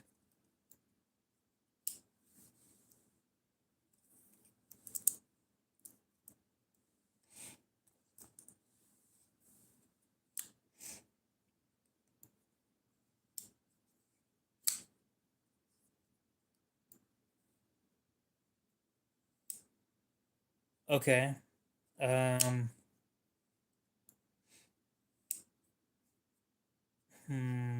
had another question.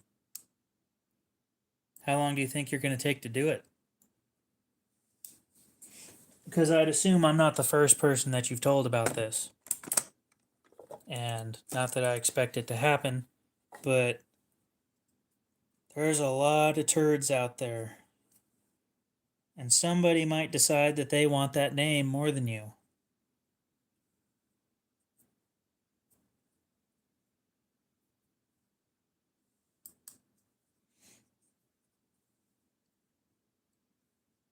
It's the whole reason why I haven't said the name of the knife company that I want to start to anybody.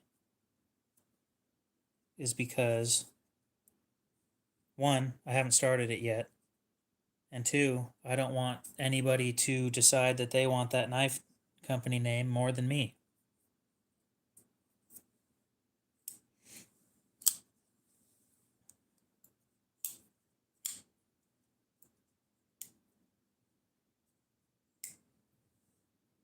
Are you a legal expert or something?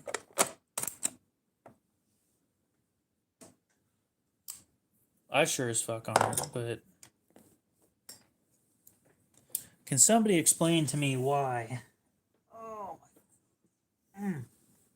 damn.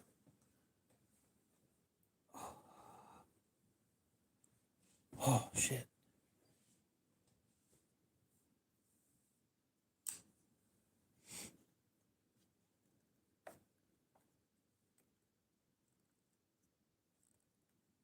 Yeah, I don't know shit about LLCs. Although I'd like to start one, I don't know anything about them. And by anything, I mean anything relevant to this. I gotta go talk to a tax professional on how I can introduce funds to a company without, or with as little taxing as possible. I guess that's a better way of putting it.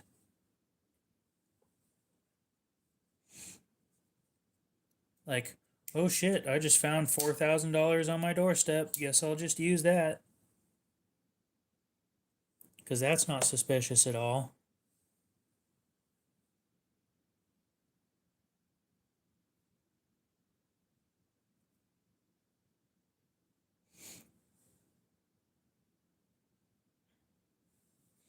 Hey, you know who doesn't give a shit about copyright infringement? China.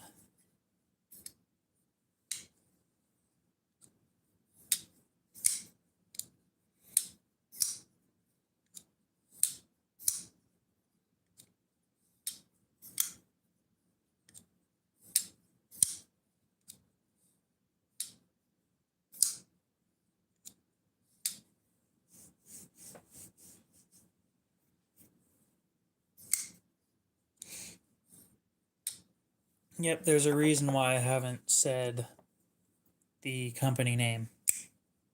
Because I don't want somebody else stealing the name.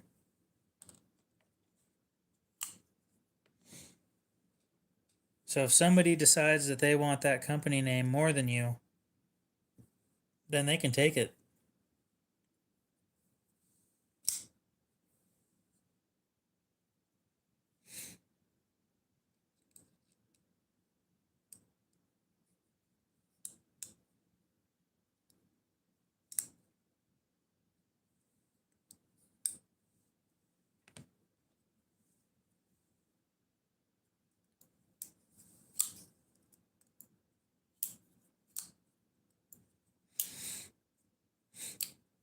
I need to start making reblades for Spydercos.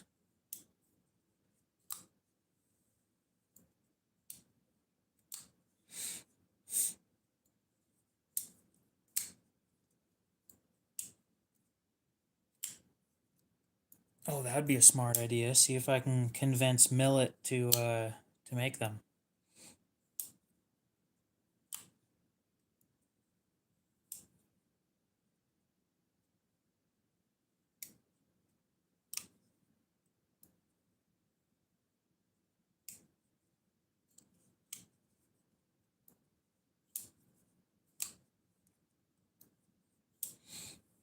And here's another thing. I've seen it happen on those business shows where somebody said,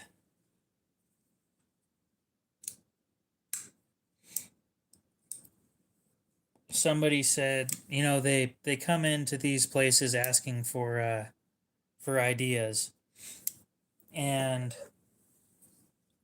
the business guy goes, "Well, have you set up an LLC or purchased the website domain or anything?" And the chick's like, "No, I haven't, not yet. I was gonna do that." And then the guy goes over and says, "Well, I just bought the domain for blah blah blah.com, blah blah blah.net, and blah blah blah.co.uk or something. So now you can't use them unless you buy them from me." That's one of those things where I'm not saying anything to anybody about the business name until I have it up, running, and done. So I need uh, copyright stuff, I need LLCs or LLC stuff done, and then I need the website purchased. I don't know how the fuck you purchase a website.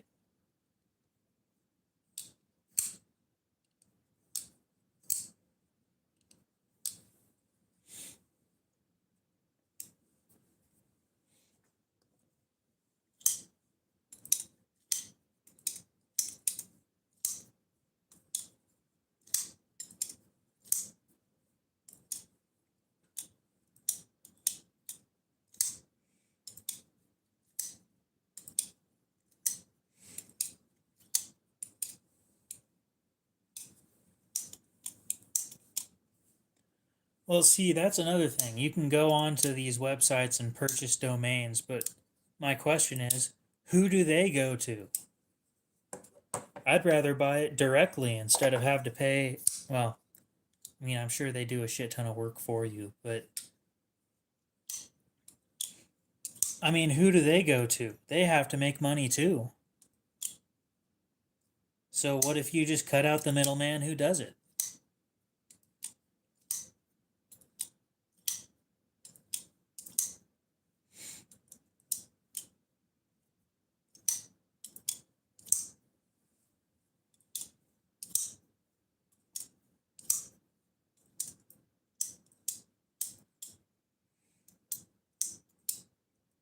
And do I want to do a Shopify thing? Do I want them taking their cut so that it's easier for my shit to run? Would I rather do it myself? Because I don't really like doing that kind of stuff.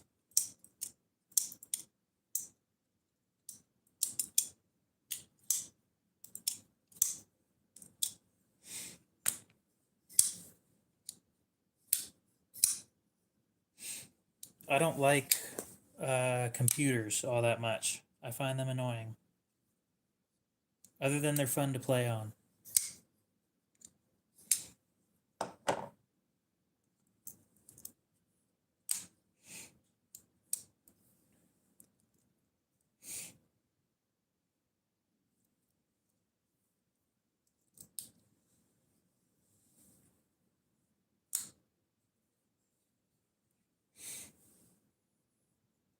Well, Thomas went quiet. I mean, we did just give him a shit ton of stuff to think about, so I'm not surprised, but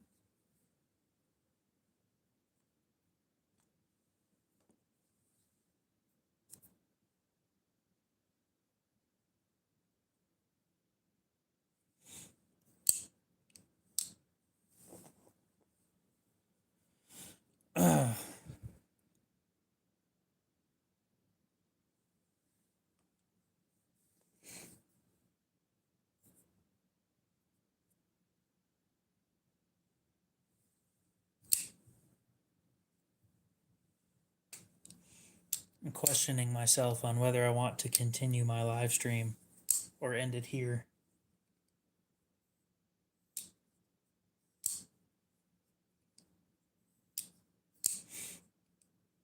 What fools? What now?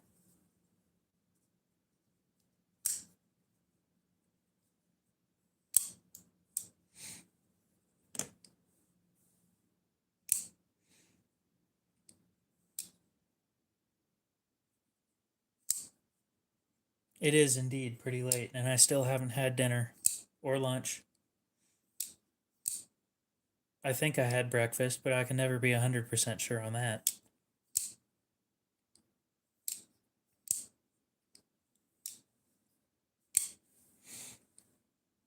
You know, you don't have to stick around this late, right? It's not like there's enough people talking for me to need a moderator around all the time. Don't get me wrong, if I had like 200 people in chat, then yeah.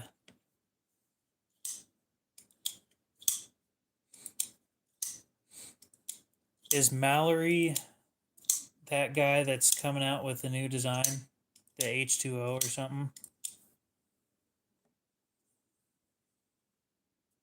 Ew, you have to drive home?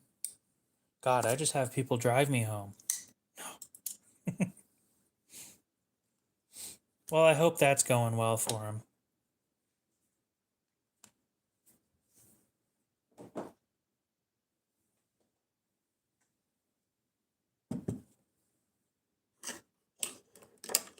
Do a little bit of edge maintenance.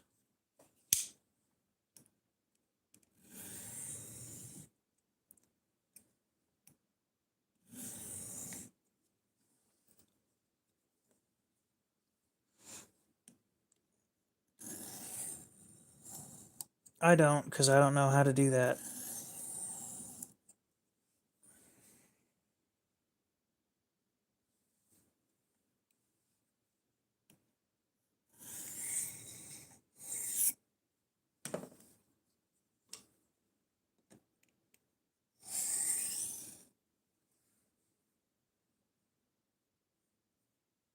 Mm.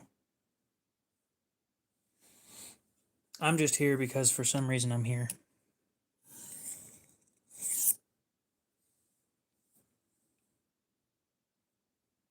And for some reason I still have 7 people watching. Part of it is also, I know for a fact if I stand up, my back is going to kill me.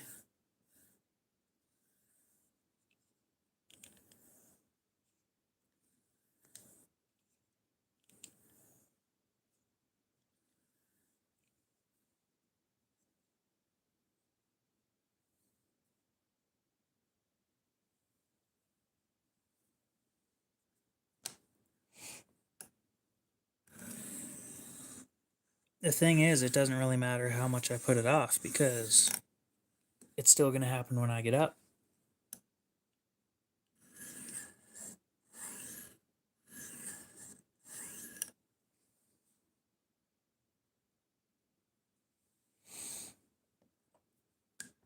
Yeah, I don't cheat on things, so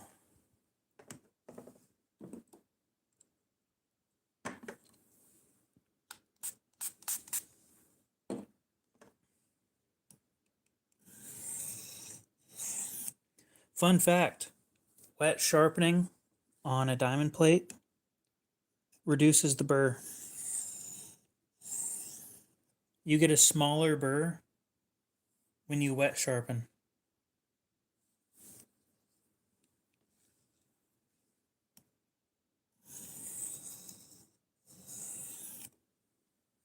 I learned that this week, actually.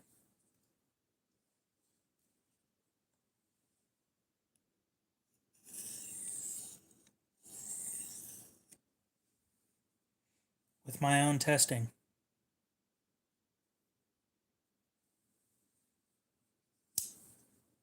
So if you're doing edge touch-ups and you don't want to deal with a burr, wet.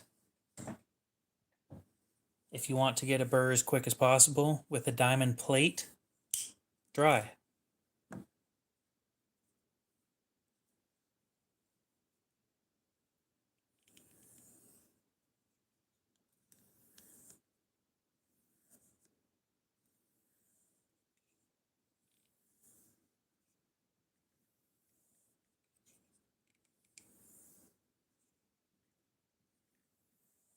Interesting.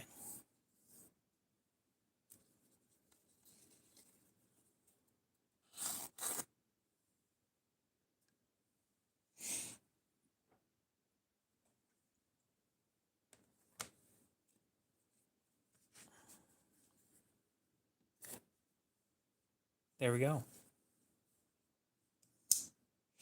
And that's my food knife. Use that every day for cutting my breakfast sandwiches in half when I remember to have breakfast.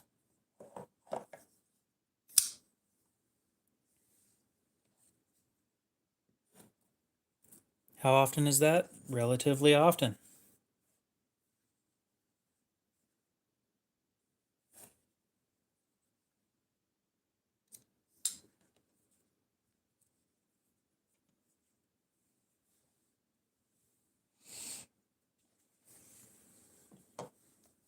I know this thing's sharp as shit. I don't play with it much anymore because I'm trying to sell it, but I haven't really put the effort into selling it, so.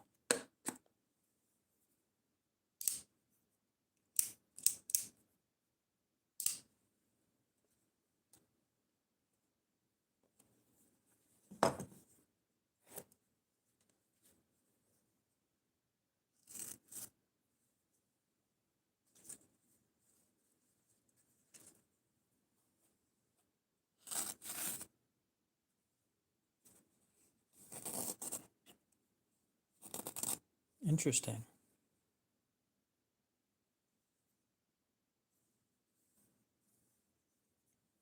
It could use a touch up, but there's no way of touching it up. So straight to the strop we go.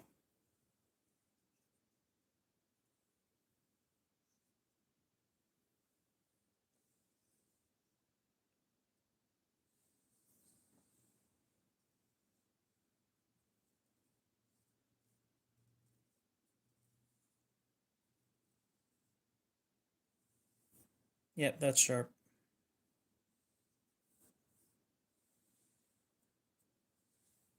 Okay.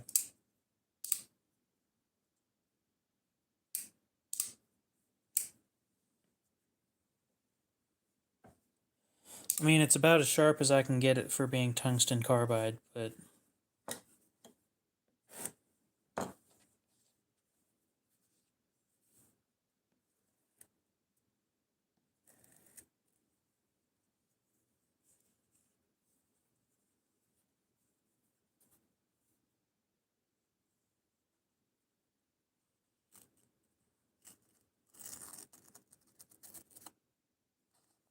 Well, that wasn't super clean.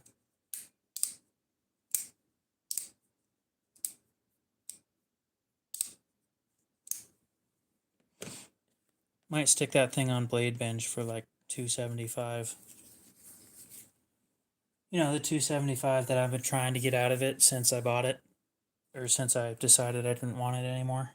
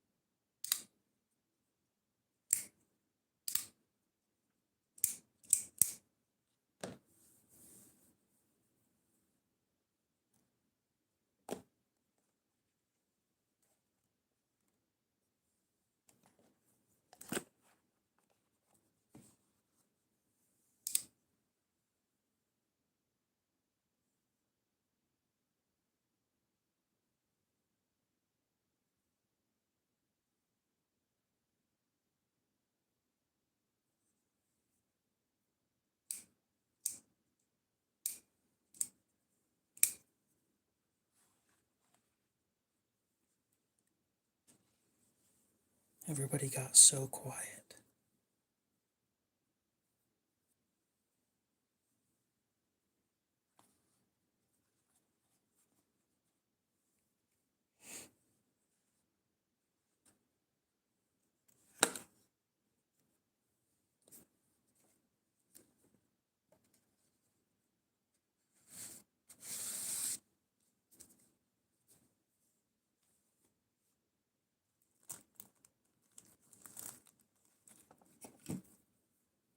Whisper, whisper, whisper, whisper, whisper. Knife opening sounds. Nobody likes ASMR.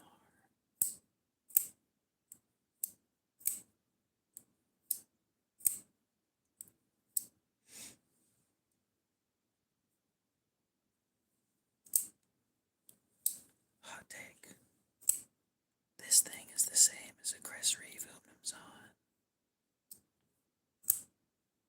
Just $50 instead of $500.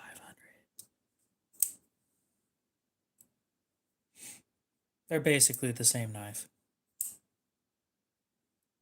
KO, what the fuck do you mean by that? Well, the thumb studs are stop pins on both. There is no stop pin in here. Something you'll notice with the Hinderer designs is these may be stop pins when they're open, but they sure as hell aren't when they're closed, and there is always a stop pin in the back. Well, this one doesn't have it.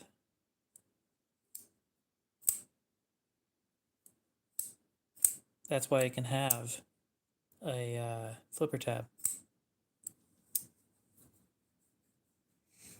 Now, I debated on whether I wanted to do no stop pin or not. If I wanted to have a stop pin in the back for closed purposes, but not for open. And I have decided that I think I want a stop pin because opening the Umnumzon sucks. You have to do it just right, and it's not fun. So my plan to prevent that, yeah, I'd assume a lot of people flip their knives almost as much as I do, especially at home. But to prevent that, to prevent my design from sucking when you open it, I've decided that I want a stop pin for when it's closed.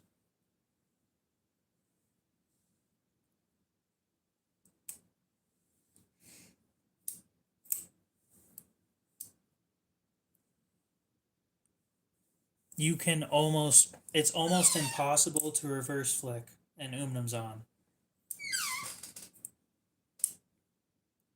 I've never been able to do it. I've tried a few different times.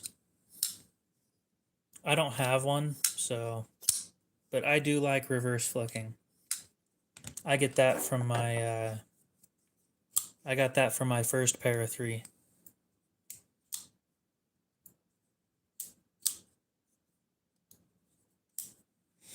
But the on doesn't have enough space between the scale and the stop pin. Kind of like this one doesn't either. There's almost no way of doing it. I mean, this one, to flick it open with the thumb studs, you have to do both at the same time and push out.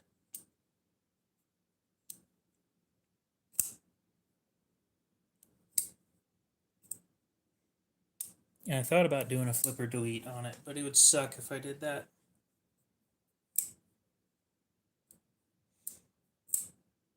And then I thought about doing a regrind on the blade, and I'm probably going to do that.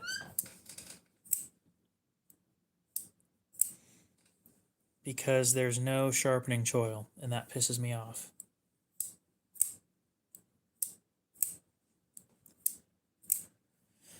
But this one scratched that itch of me wanting an on and not being able to afford it.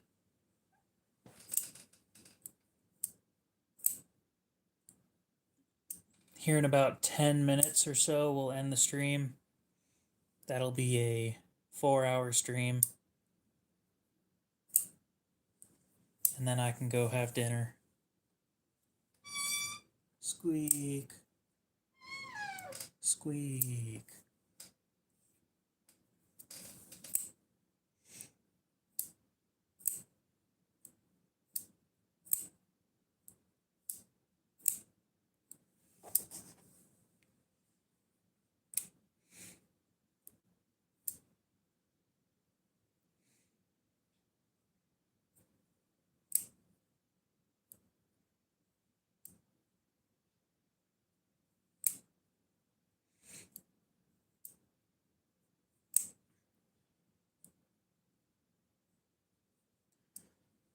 I'm going to reach out to Blade Binge and see if they can make the website keep me logged in. Because I'm about tired of logging in every time that I go onto their website.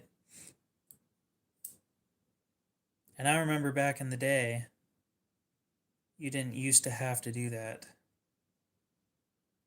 And the reason why I want that is because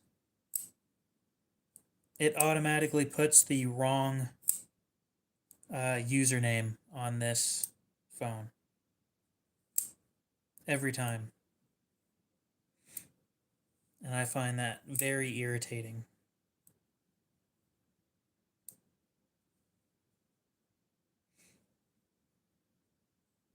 I'll bet you if I cleared my cookies on the website, it probably wouldn't do that anymore now that I think about it.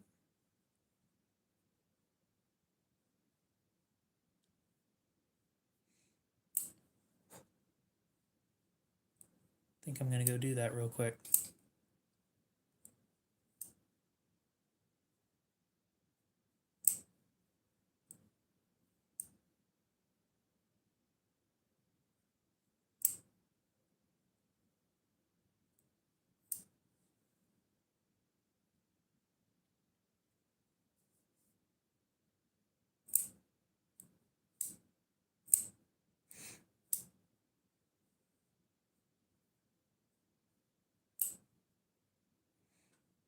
So that time I was automatically logged in, but the last time I wasn't.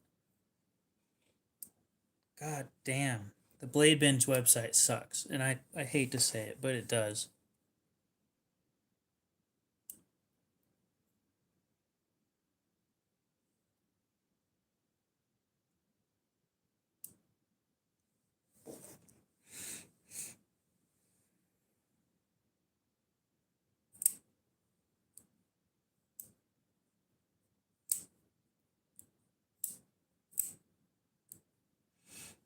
It's slow. Like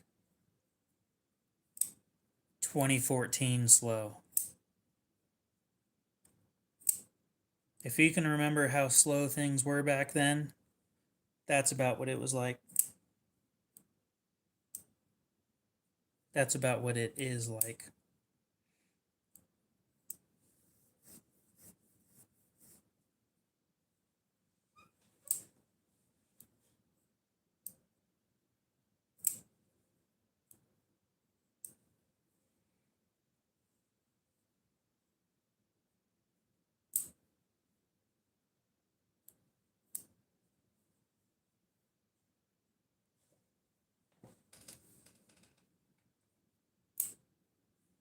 Yeah, so that's basically what it's like. Maybe 2016, but it's bad. Like really bad.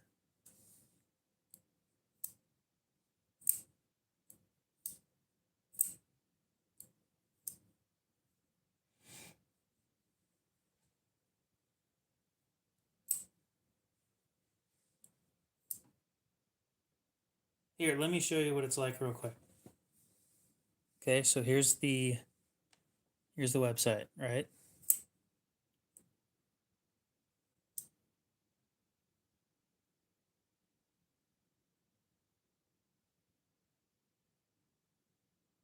Oh shit, it just loaded.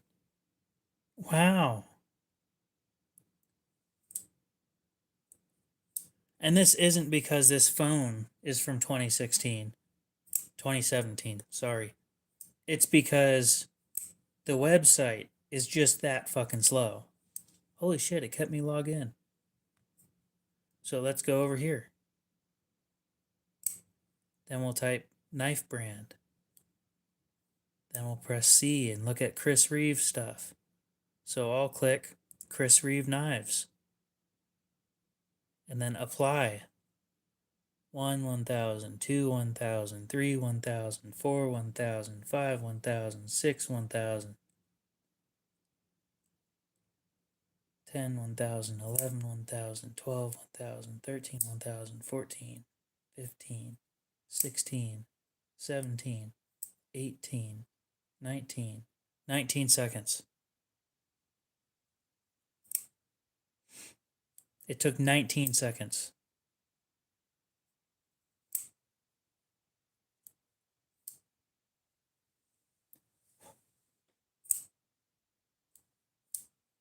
That is slow as shit for a modern website.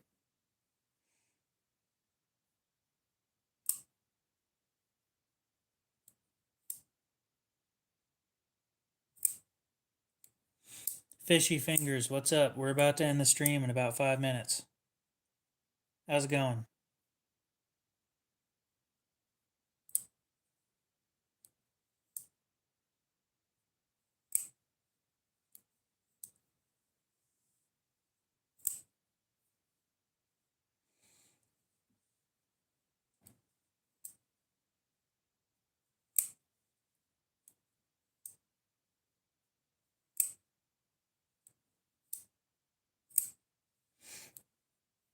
I don't know who's on Blade Binge at this time, but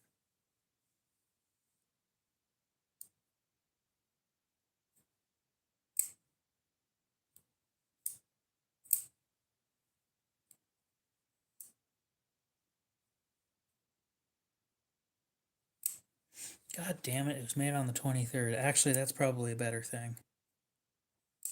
I'm wanting to find a Sabenza made on my birthday.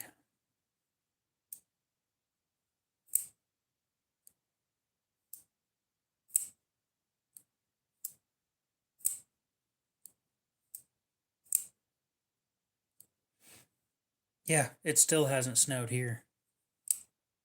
I mean, none of it stuck. It snowed, but it snowed for like 10 minutes.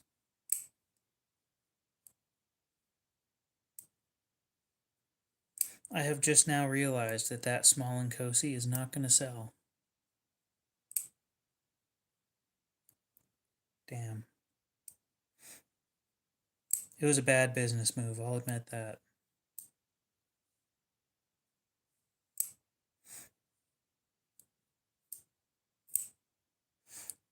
I might not lose money on it, but I probably won't make money on it either.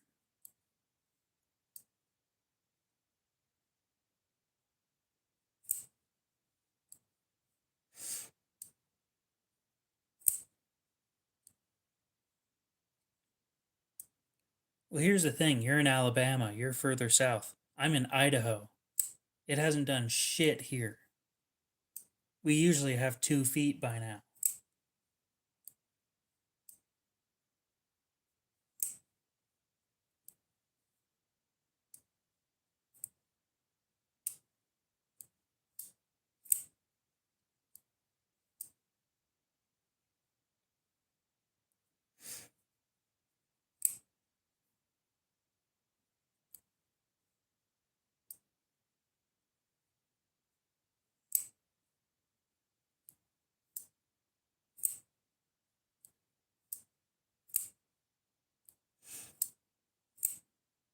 I've got family in Oklahoma.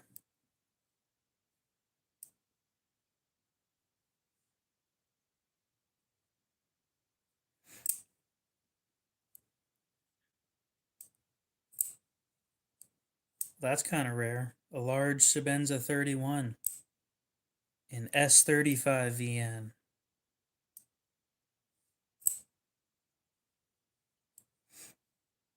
Wonder when that one was made.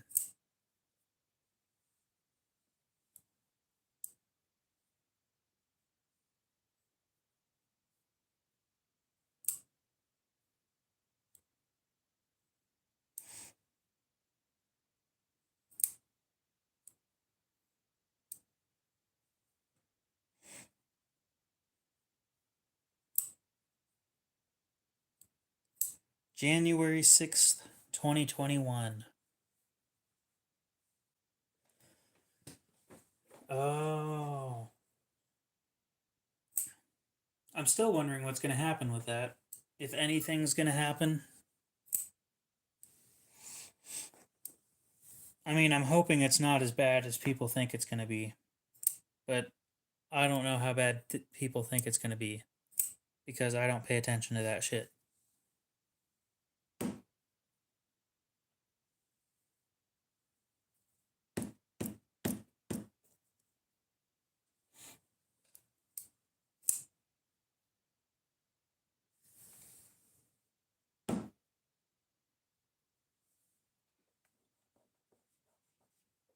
So much for self-healing.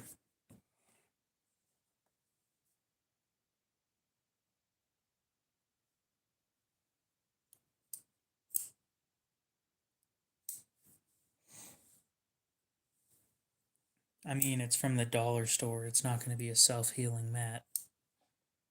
Let's be real here.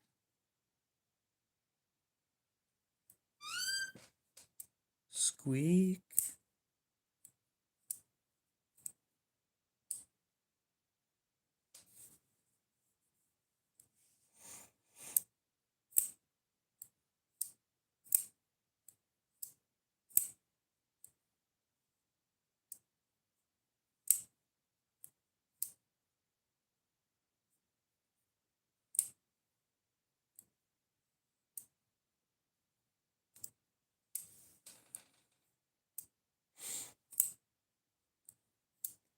Yeah, I still don't see shit here. There's literally nothing outside.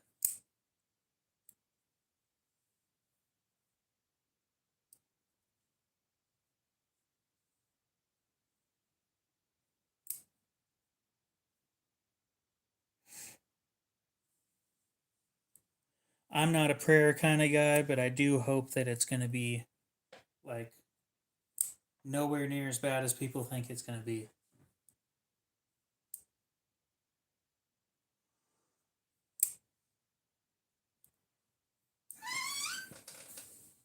Oh, it's been 4 hours. I'm going to go ahead and end the stream there because I would like to have dinner. But you guys drive safe and stuff out there.